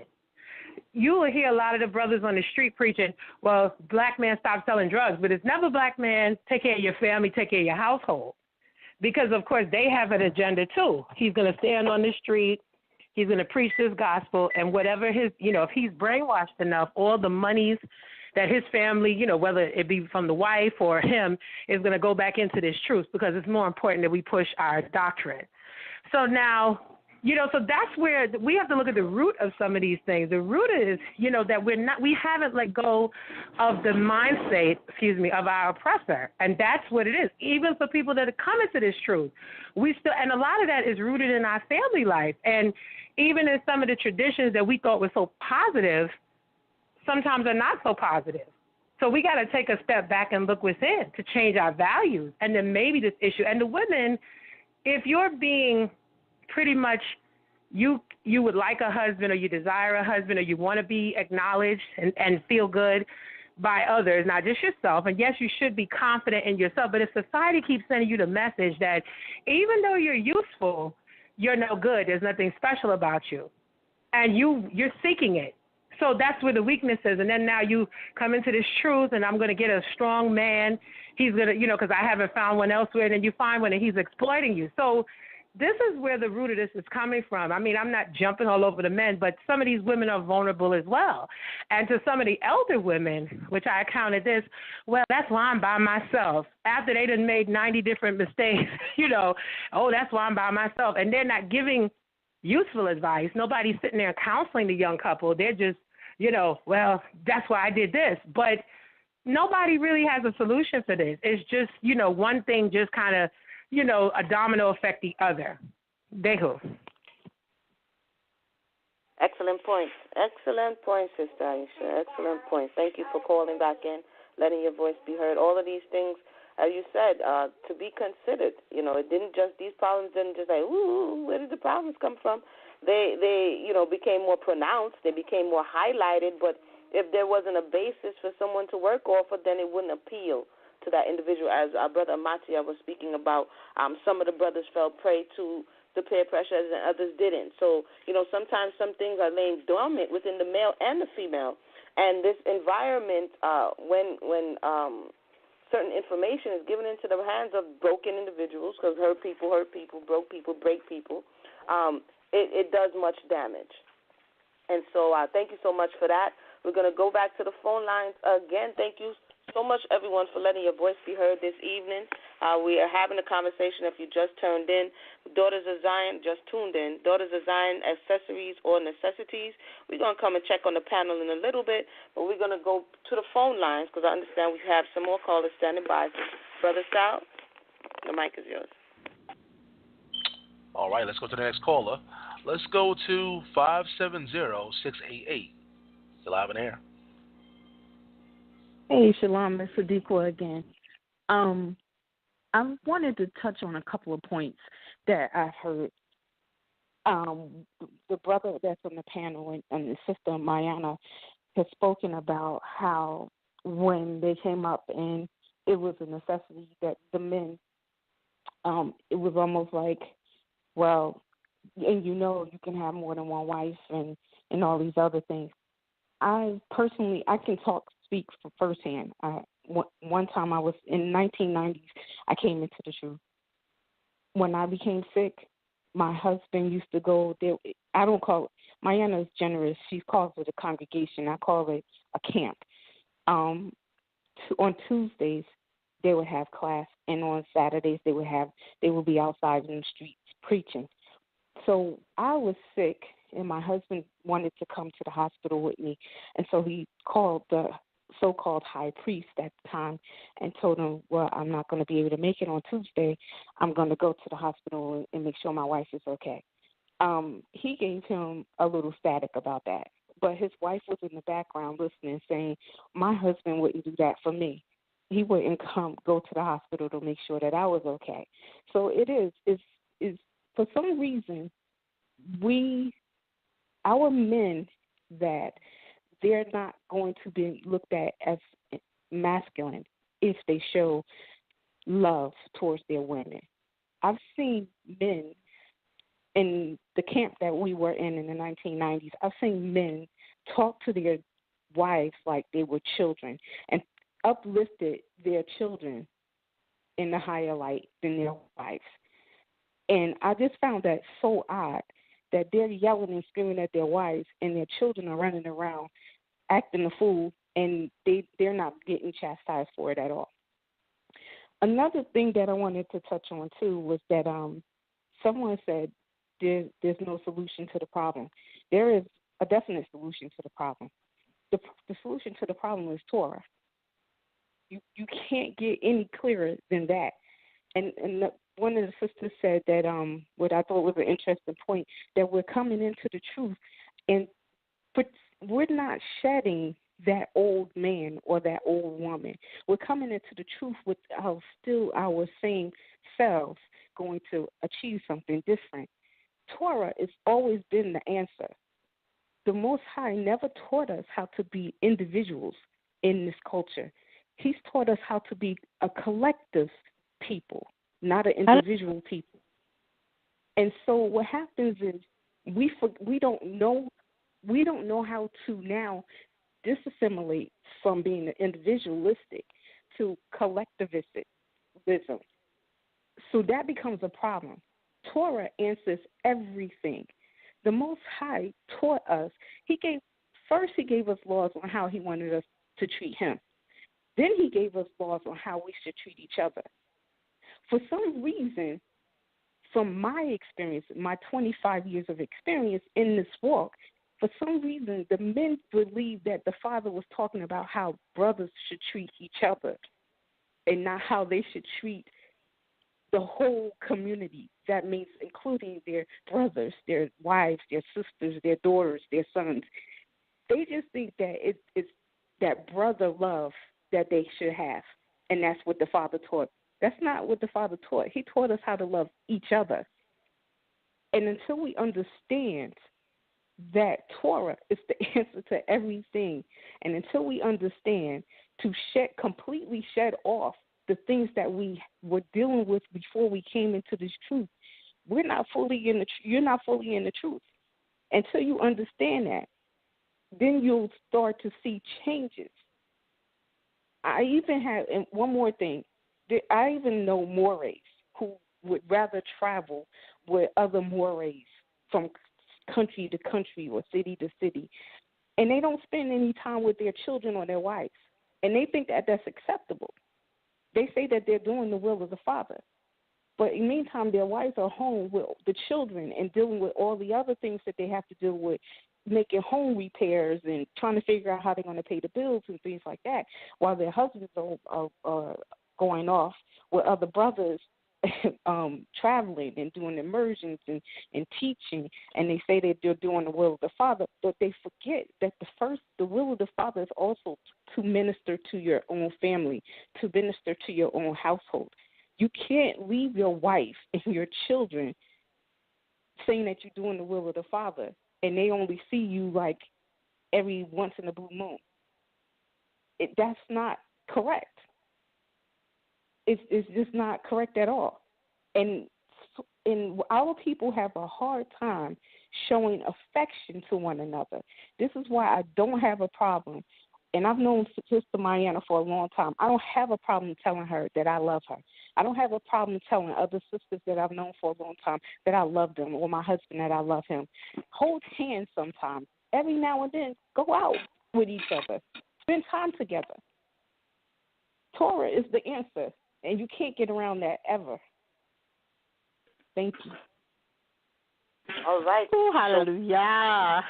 God, I was just dropping fire. I mean, I'm over here like another show. Because, I mean, you're hitting on some points, sis, that really, when we look at it, what you just described, even in the latter portion of that conversation, is the thought that even your family, by extension, if the daughters of Zion are accessories, by extension, your family is an accessory. As Mayanah likes to say, they're an appendage. They're a little dangly thing that you can pick up and put down. And again, people, unknown people in this adventure, I'm doing the word. I'm spreading the word. I'm washing people with the word. And your house is in shambles. That's a problem. But it also is a mindset. There was I watched a documentary this week, and it had a little clip in there that just disturbed me. When another brother who says he's out in the streets and he's doing the work, he says he feels like when he spends time with his son or his children that he's wasting time. And I was like, wow. That was, to be honest, in the mind of the individual, I could have been studying. So I could have been out, I could have been ministering, and the individual feels like they're wasting time, spending time with their children. This is a problem, but it's also stemming from a mindset, as we're hearing, that the approval of the male is more important than your responsibility as a husband, your responsibility as a father, your responsibility as, the head of that house that the Most High has put you and allowed you, to have. And so this is now a mismanagement. It's very interesting. It's deep. I'm going to check on Sister Mayanah. What are your thoughts on that before we go back to the phone lines again and check on Brother Ahmathyah? We ain't forget about you. We coming. Sister Mayanah, what are your thoughts about what Sister Sadika just said?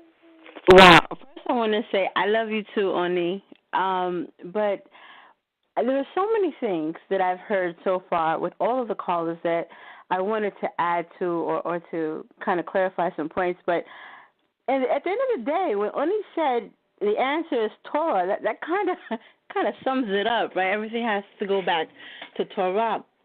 But I am going to bring out this point, and I'll save another comment for another round. But what I want to bring to the attention of the panel and the listening audience is, in the question, we asked, are women accessories or necessities?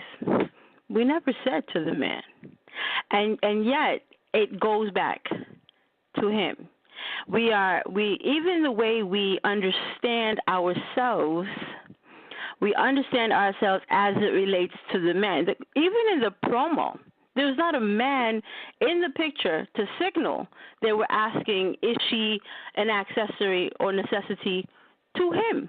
These are the daughters of Zion. The fact that we don't have the ability, or it's not our first impulse, to think of ourselves as valuable to the culture, to the nation, or to the will of the Creator. This is what makes us vulnerable to the narrative that we have to figure out how can we be necessary to the man. The man looks at us as an accessory. Is it a fact? We're not but because we go back there instead of back to, and I for those of you who have followed along with me in the types of things that I would say, are already anticipating that I'm going to say there are 3 stages that you skip before you go to wife. Were you necessary as the daughter of the Most High? Were you necessary as a sister? Were you necessary as the feminine principle, the woman in the nation? Before you can consider or concern yourself with or even contest whether or not you are necessary to him, you would have had to have had a foundation in any and every one of those first 3 stages. It is because women are not afforded the opportunity to grow themselves in these spaces that they have to go immediately to, but we love the man. Why doesn't the man love us? Or it's great when he does love us, or, what can we do to be acknowledged or admired by him? And if we don't have an identity through him, we have no identity. And that, I think, speaks to the vacuum or the emptiness that needs to first be addressed, the injury that first needs to be addressed. It is because, and we hear the women saying it, that through time we have been castigated for whatever failures or whatever hardships the masculine principle has gone through that has fallen back on us, and so we're trying to swim up and get our head above those waters. And say, no, we are your lifeboat. We're going to be your dinghy. We're going to be your life jacket. And we're not paying attention to all those other areas. So we're loose there. And so because I don't want to take up more time than necessary, I'm sure there are other callers vying for our time, and we are nearing the 10 o'clock hour. I'm going to end that thought there, but I just wanted to bring to the attention of both the callers and the panel that, in truth, we never mentioned the man, and yet it's interesting that we defaulted to that space. If the man is considering himself, it was Ahmathyah that brought it up earlier when he said, and it was in passing, it was so quick that you could have missed it. He said, when thinking about the woman, if she's necessary, if the man is even necessary, then he answered his question.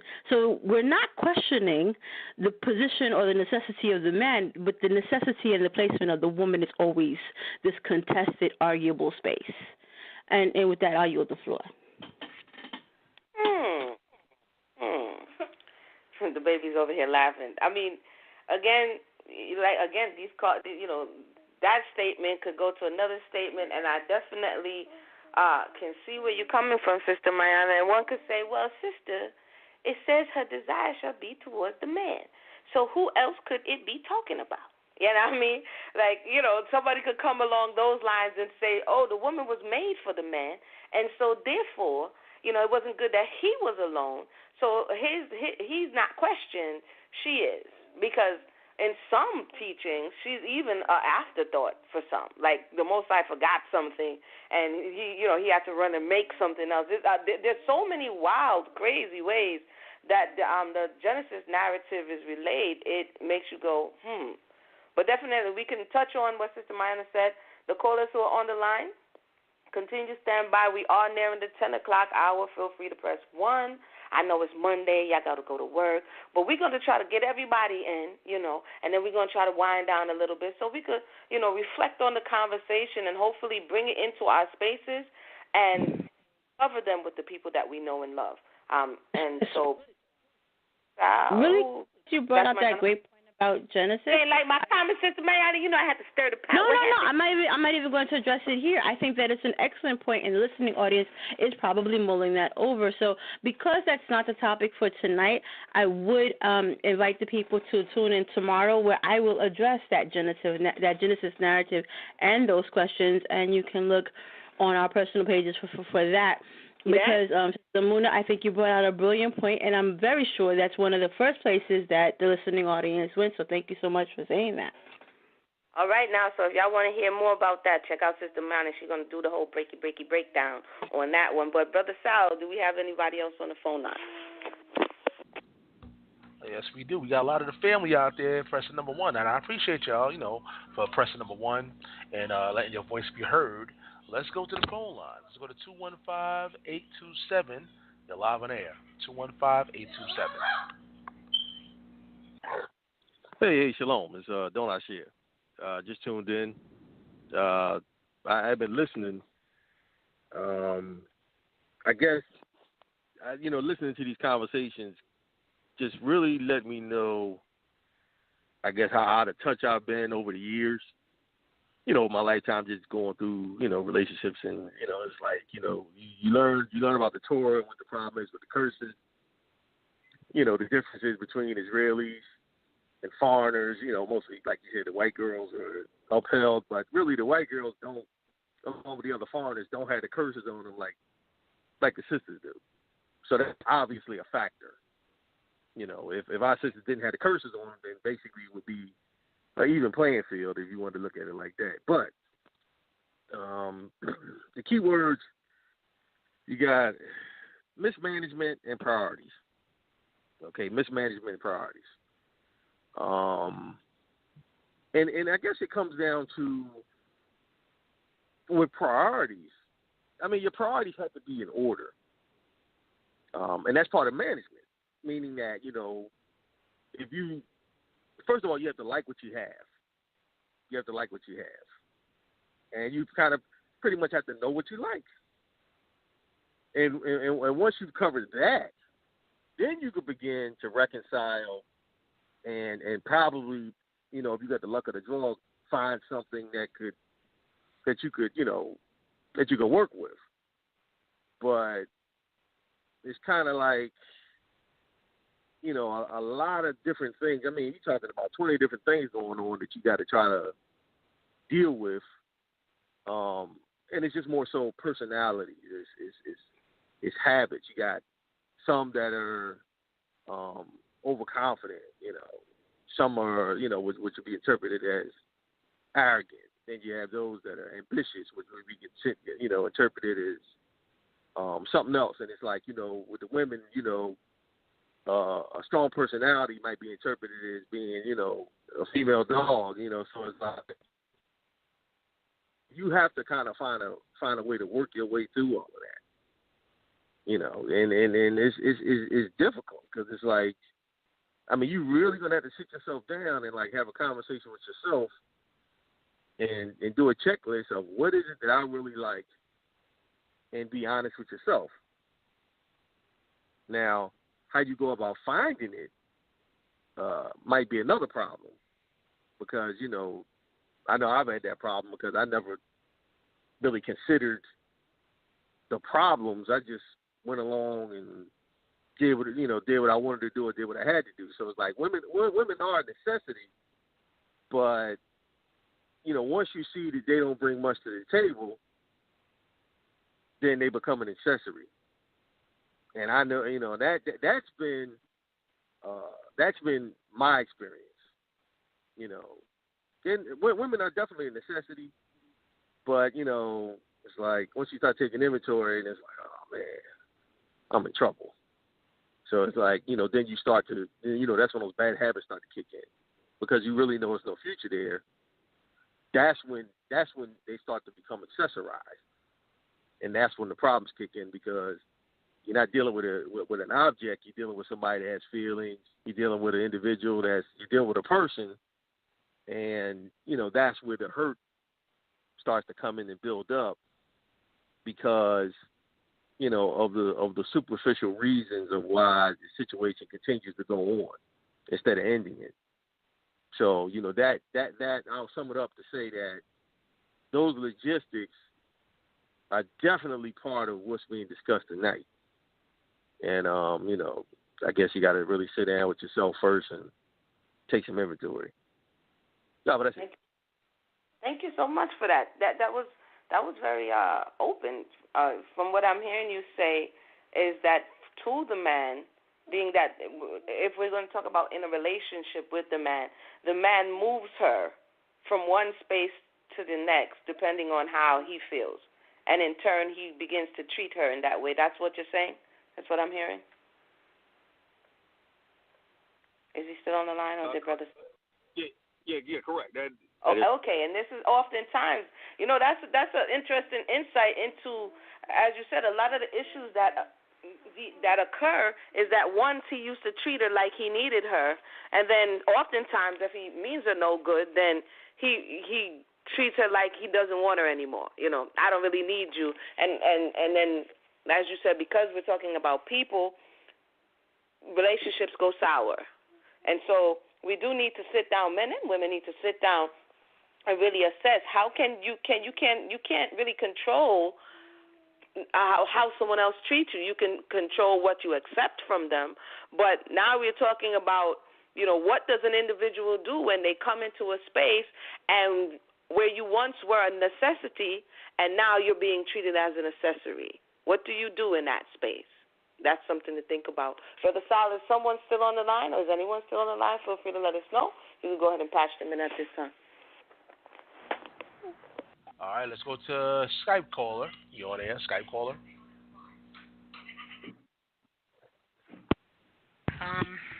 When I was on the call earlier, I forgot to mention my name. My name is Ahmathyah, and I did want to say something else as well. I know, Emunah, you had mentioned earlier about flipping the script, right?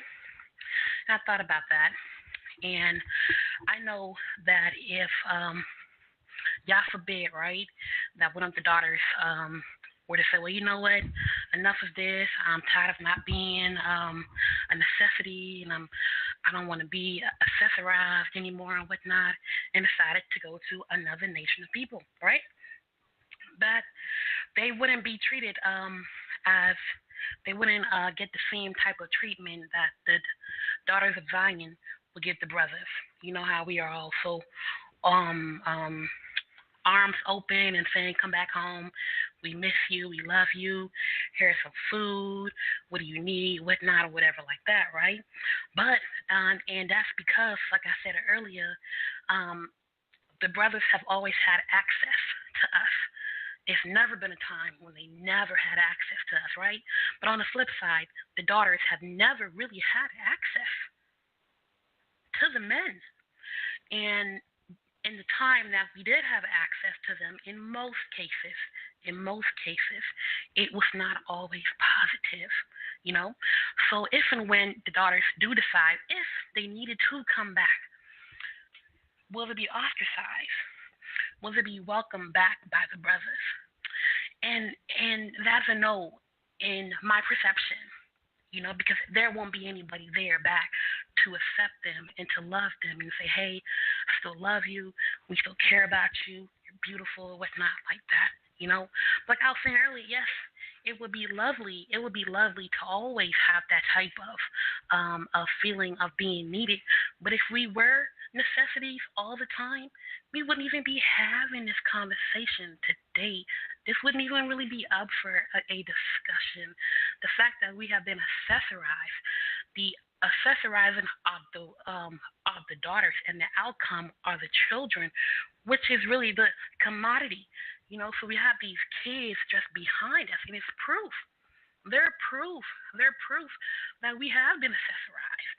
You know, if we were in families, if all of the daughters were had complete families, right, and the complete families, so to say, is man, woman, and children. You know, that would be the proof that we were necessities all the time.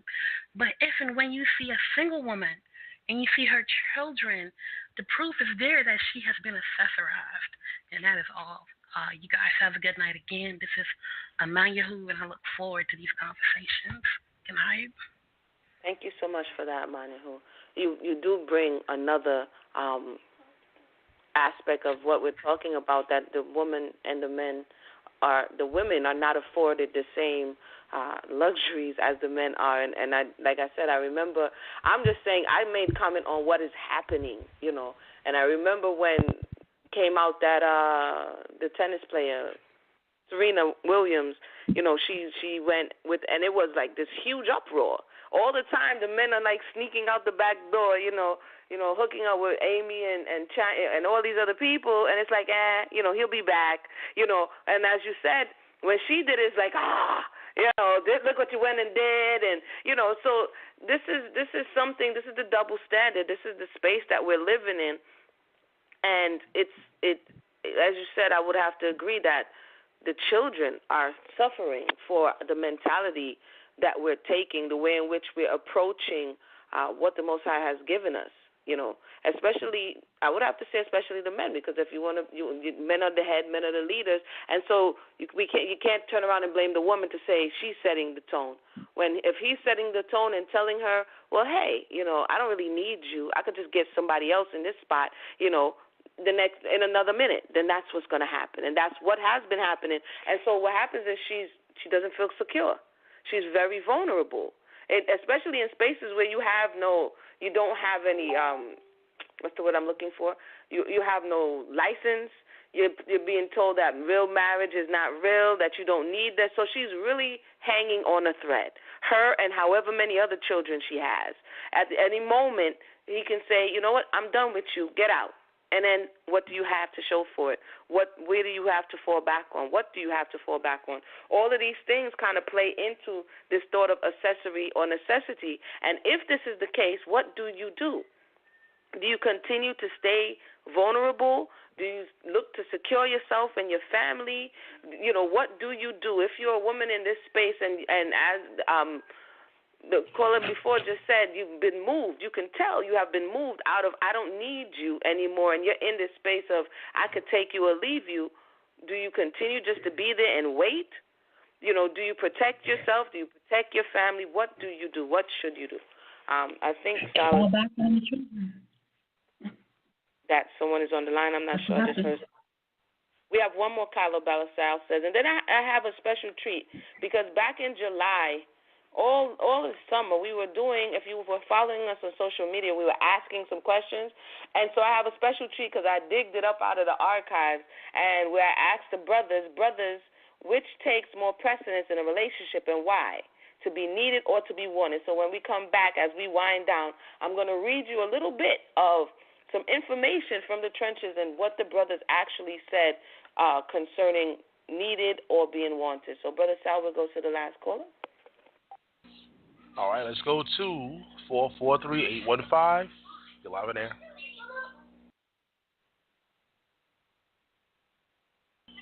443-815. You're on air. Yeah, this is Brother Mercy again.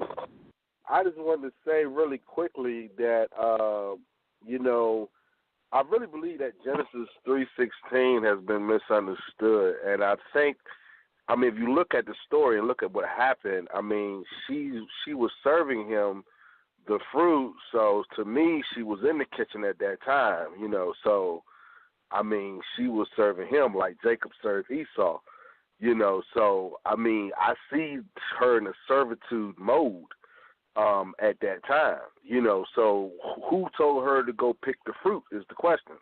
But we don't never ask questions like that. But, you know, I guess she's just going to get it for no reason. But our men seem to be telling our women what we want them to do. So as a man, I would want my woman to fix my plate. So therefore, she's fixing Adam's plate.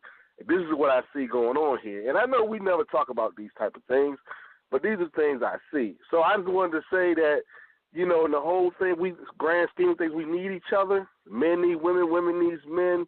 Women are a necessity. The daughters of Zion are definitely a necessity. But I wanted to say, though, is that submission, just being submissive and just being obeying your husband, obviously is not enough. She needs to have a relationship with the Most High as well, just like the man does. And I think we see in the Adam and Eve story that the snake the serpent is really the real enemy. And I think a lot of times we look at each other when we should be blaming the snake. And a lot of times that could be the snake, and sometimes that has been our oppressor.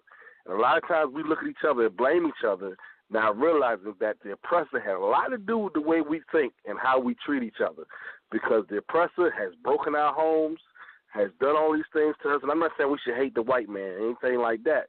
But what I'm saying is we got to look at the damage, assess the damage, and we got to do a whole lot of fixing, because ain't nobody going to help us. If we look at it, we got to help ourselves. So we got to understand that we've been damaged. We're damaged goods, both men and women, and we got to allow ourselves to heal and forgive one another and love one another, because a lot of this stuff, a lot of these rules we got are put in place to oppress, and a lot of things we've done, we made a lot of mistakes. But I just wanted to say, in the Avenue story, what I see, I think she was submissive at the time, and I think he told her to go pluck that fruit, or whatever the case may be. This is what I see. So all I'm saying is, men and women we just need to work together. We both need to talk to the Most High and have a relationship, and we need to let the Most High heal us, because I think both sides got damaged. But that's it.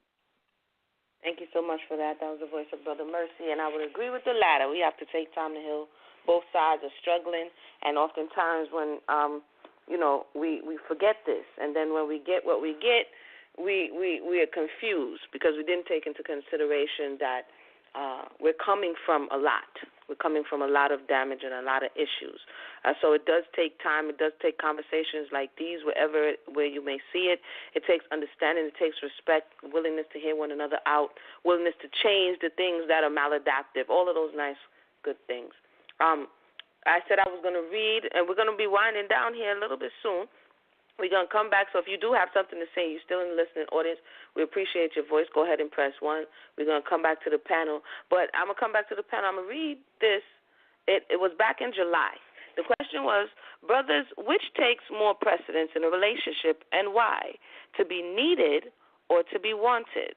Now, brother, I don't know if he wants me to say his name, so right now I will just, read his comment. He says, you should never want to be needed in a relationship.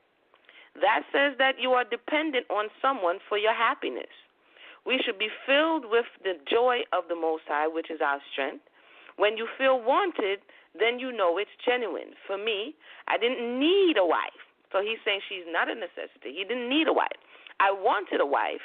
My self-worth is not hinged on being needed or needing. I responded by saying, thanks for sharing. So if the conversation is turned around, would women be in the right for saying they don't, quote, or hashtag need a husband? And the response is, as long as it's not used out of context, more women than men will say this because of past hurts from men out of spite. But deep inside, they desire or want a man who is a man and not looking to control them or for a trophy. So he's not looking to accessorize them, he's saying, to put on their proverbial mantle or conquest. But if a woman can truly understand that she doesn't need a husband, and I want to know your thoughts on this. He's saying that if a woman can truly understand that she doesn't need a husband, but at the same time realize that she may want a husband, then she can be at peace. Desiring a husband is not the same as having a need for one. Having a need for one means that she is not at peace with herself. Brother Ahmathyah. According to a brother who was corresponding on this question, he's going the opposite. He's saying you have to want. He didn't need a wife. He wanted a wife, and it's not healthy in his estimation for the woman to need a husband. What are your thoughts? Well, if he says that he didn't need a wife, I mean, sure, there's no law stopping him from being a eunuch or from being celibate, and likewise the woman. She doesn't have to get married. There's no law that she's breaking if she decides to not get married. So if you're taking it in that context, since he used that word, then fine. So if you want to say that you want a woman, or that or the woman wants a husband, then sure. Then if you are understanding that you want a husband for the right reasons, you want to have a family, you want someone to also want you in the same sense that you also want them, then that's perfectly fine. It's perfectly acceptable. Your manhood or womanhood, in this case, is not necessarily defined by how much you can make the opposite sex need you necessarily. When you're a woman and you see that you are a treasure, and it's a blessing. If you are able to look at yourself as being a blessing and understand that if a man is to have you, knowing all the things that you would bring to the table, then he would be blessed to have you. There's nothing wrong in viewing yourself in that light. And likewise, if he was to look at her as a blessing and say, listen, I see all the things that she can add to me because I want her, and he treats her like a blessing, then that also would be a good thing. And that also goes back to something that I also wanted to point out in Genesis, since everybody has something to say in Genesis concerning the woman. Let me say this. When you look at the Genesis narrative, and I know that Sister Maya is going to go into much more detail tomorrow, and I'll definitely tune in if I can. The woman was presented as an answer to the problem, which was Adam being alone. She wasn't the problem. She was the answer to the problem. The Lord presented her because there was nobody else suitable in the garden for him, if we look at the narrative, right? So she was the answer. In addition to that, when you look at how she was brought to him as a companion, not as a servant. When you discuss how women serve, right, first of all, men can also serve.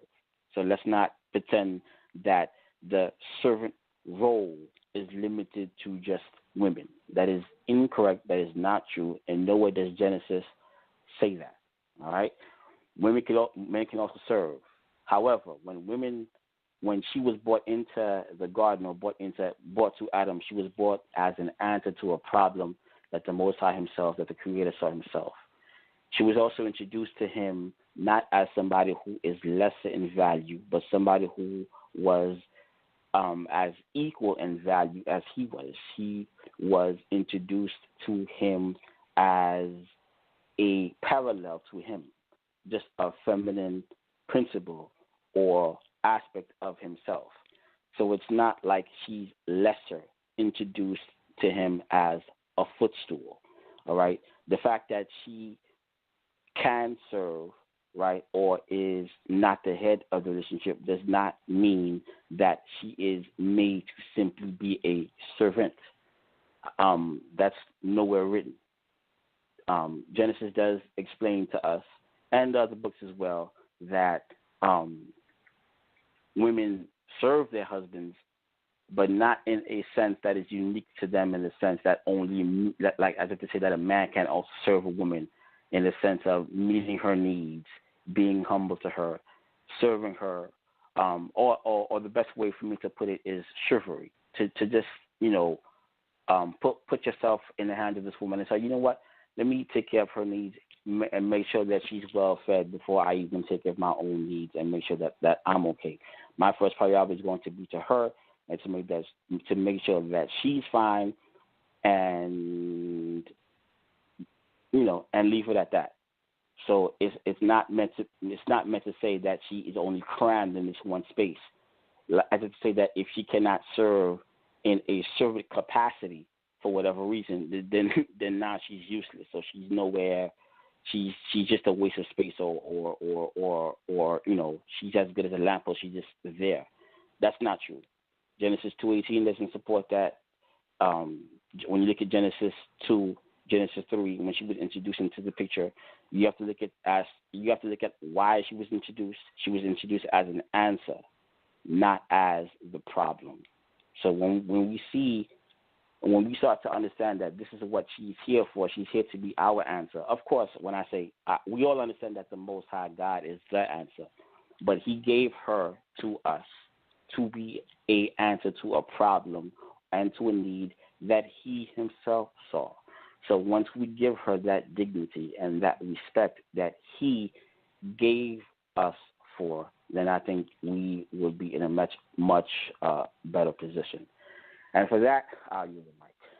All right, now that was the voice of Brother Ahmathyah.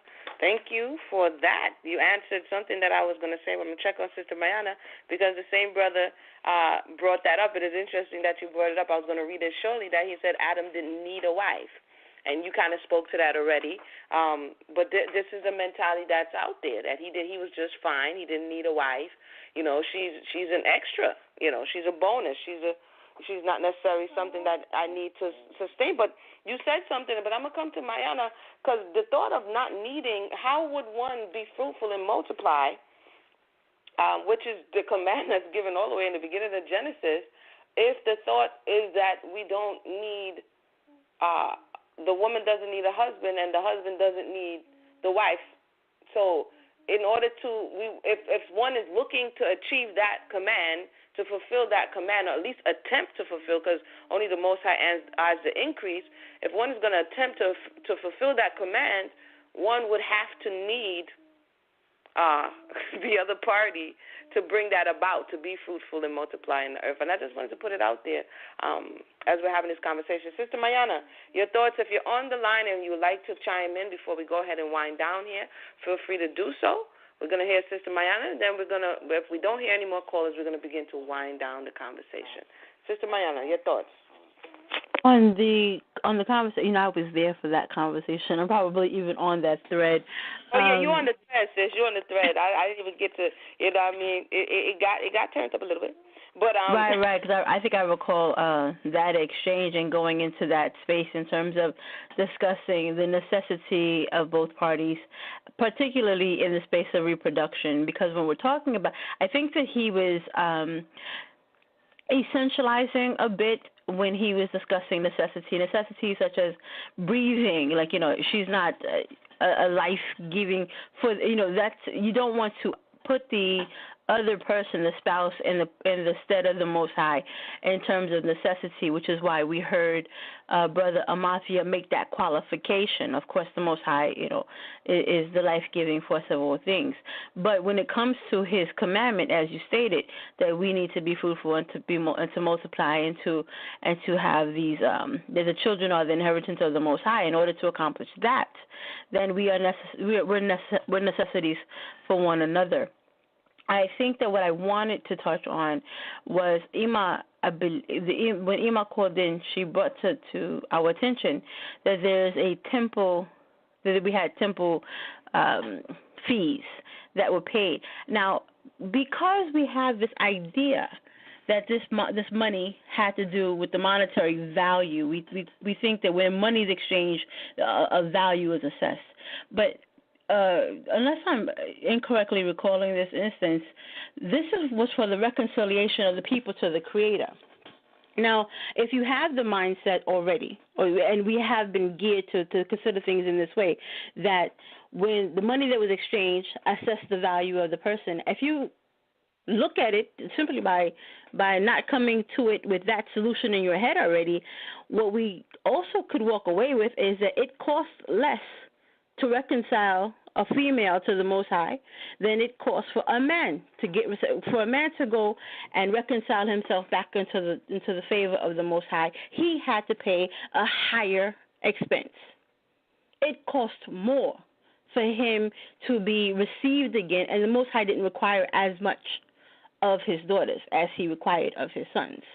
And so if you have the mindset that we're going to look at this dollar value, as this value as assessing her personage, instead of assessing what the Most High required and of whom.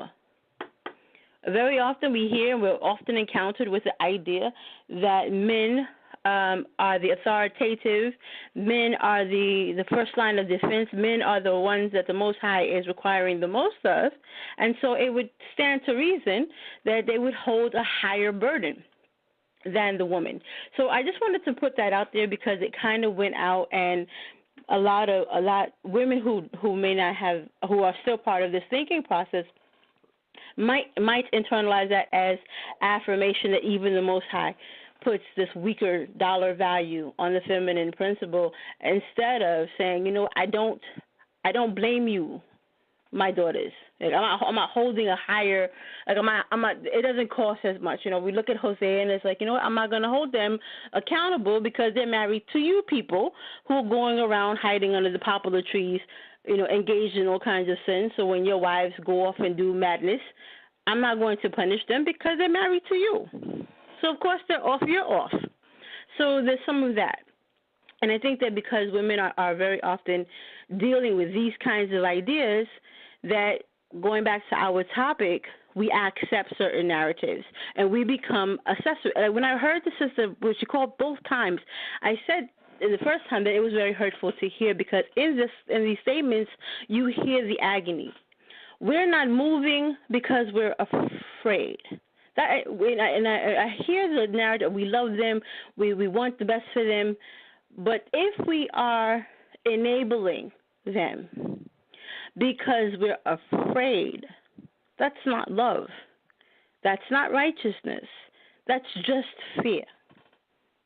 That's just fear, and we're not doing our jobs because we're afraid of the consequences. Like the parent who doesn't want to chastise the child because they want to be friends with their children instead of the parent to the child. And we cannot coddle in spaces where we have been called to be in Isaiah. The Most High told us we have a duty towards our men. And if we understand that the love of the Most High is the correction, and we understand that the love of the Most High is chastisement, and we understand the love of the Most High is to keep the commandments, then when we love our husbands, when we love our family, when we love each other, then we do, as Oni Sudaika said, we keep Torah. And we ask it of our husbands. We ask it of our brothers. We ask it of our sons. So listen, you have to keep Torah. And we're going to insist upon these standards because we love you. And we cannot be afraid to do so just in case, because we feel like our spot is in jeopardy. With that, I'll yield the floor. All right, now that was the voice of Sister Mayanah. Y'all trying to start it up here. We winding down. I'm over here like, ooh, wind down. But no, definitely, so many things have been brought out tonight. Hopefully, again, like I said, you take into these spaces, wherever you are, your camps, your Knesset, your conversations, and just bring it up and discuss and take a look at the mentality and our mindset and see whether, wait. And see, is it serving us? Is it healthy? Is it productive? Is it getting us to where we're trying to be? If not, we have to reassess. And I will say this, and then I'll go to Brother Ahmathyah and Sister Mayanah for their closing thoughts. The turnaround is not going to be easy. The word for repent is shuv, right?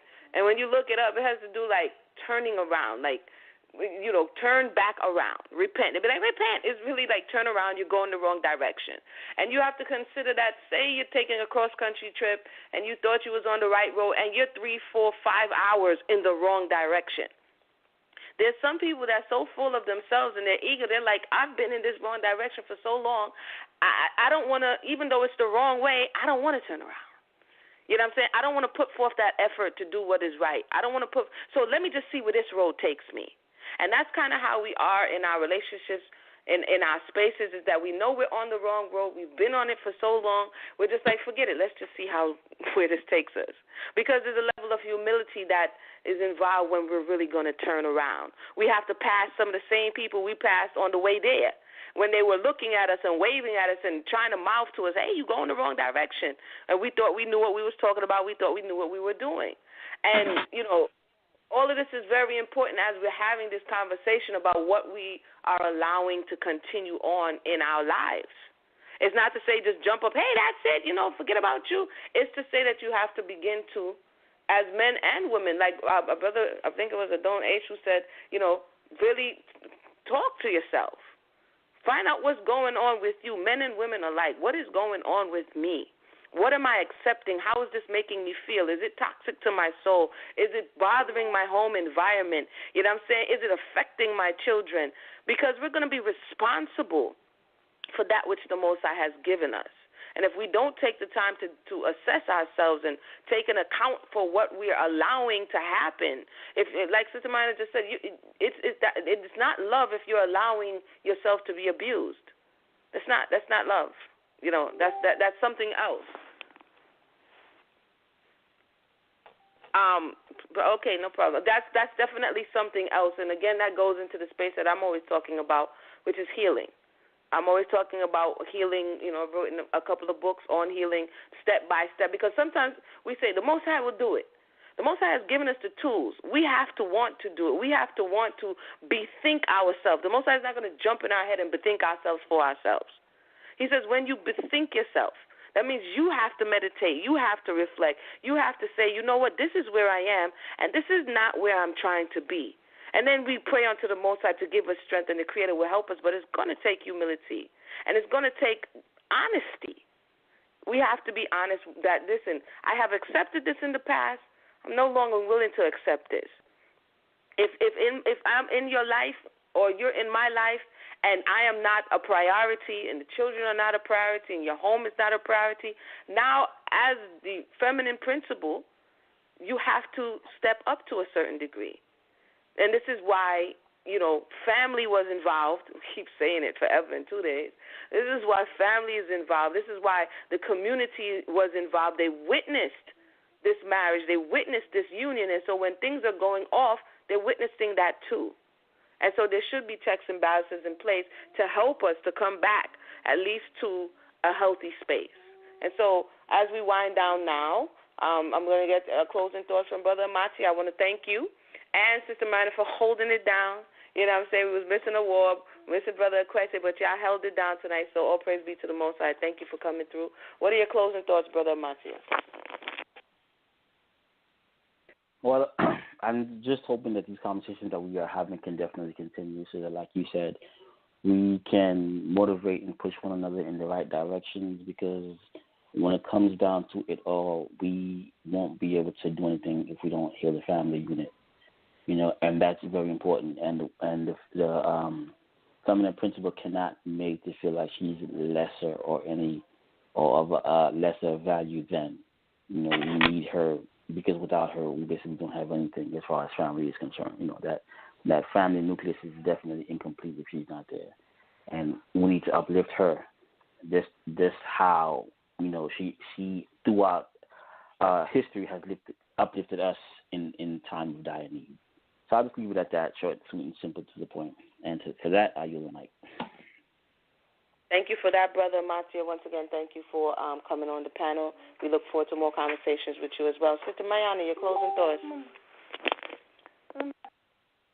For me, I think the conversation went into a lot of very important spaces, and we explored a lot of important factors in this particular conversation. What I would want to make sure that we remember, what we imprint in the conversation, is that it was interesting that we went into this masculine space, even where the masculine space was not introduced. So that says a bit about how we are constructing our identities and where we are becoming complicit in some of the ways in which we are relegated into this kind of appendage, tool, even replaceable spaces. Because of the definition that we were able to give at the beginning, again, this idea of being complicit, being an accessory after and before the fact of unlawfulness or illegal activity, and not being involved where we're supposed to be involved, and saying, like you said, we're going in the wrong direction. I think it was in a different conversation where you gave the analogy of the GPS system that never gets corrected and allows the people to go right into, in the wrong direction without having to say, okay, recalculating. And to some degree, the woman is supposed to be that voice that says, recalculate. And we don't do that. And we don't do that because we have embraced the ride or die mentality. We have been cornered in this idea of, but what if he doesn't let me back in? What if I lose him? Where will I go? He has access to me. I don't have access to him. And these are the types of terroristic narratives that women have been fed for so long that they have, as you correctly illustrated, you gave the analogy of just kind of removing important parts that the Most High put in there, but in their customization, in this customizing the wife of your dreams, creating the artificial intelligence, and you don't have the original model anymore. And all of those things have been deactivated in her in favor of creating something comfortable for the masculine principle, which is not the original intent. She was already created. She didn't need to be customized. And so with that, I submit that for the consideration of the listening audience, and that we might build together and continue to study together and grow together in affection for one another. So.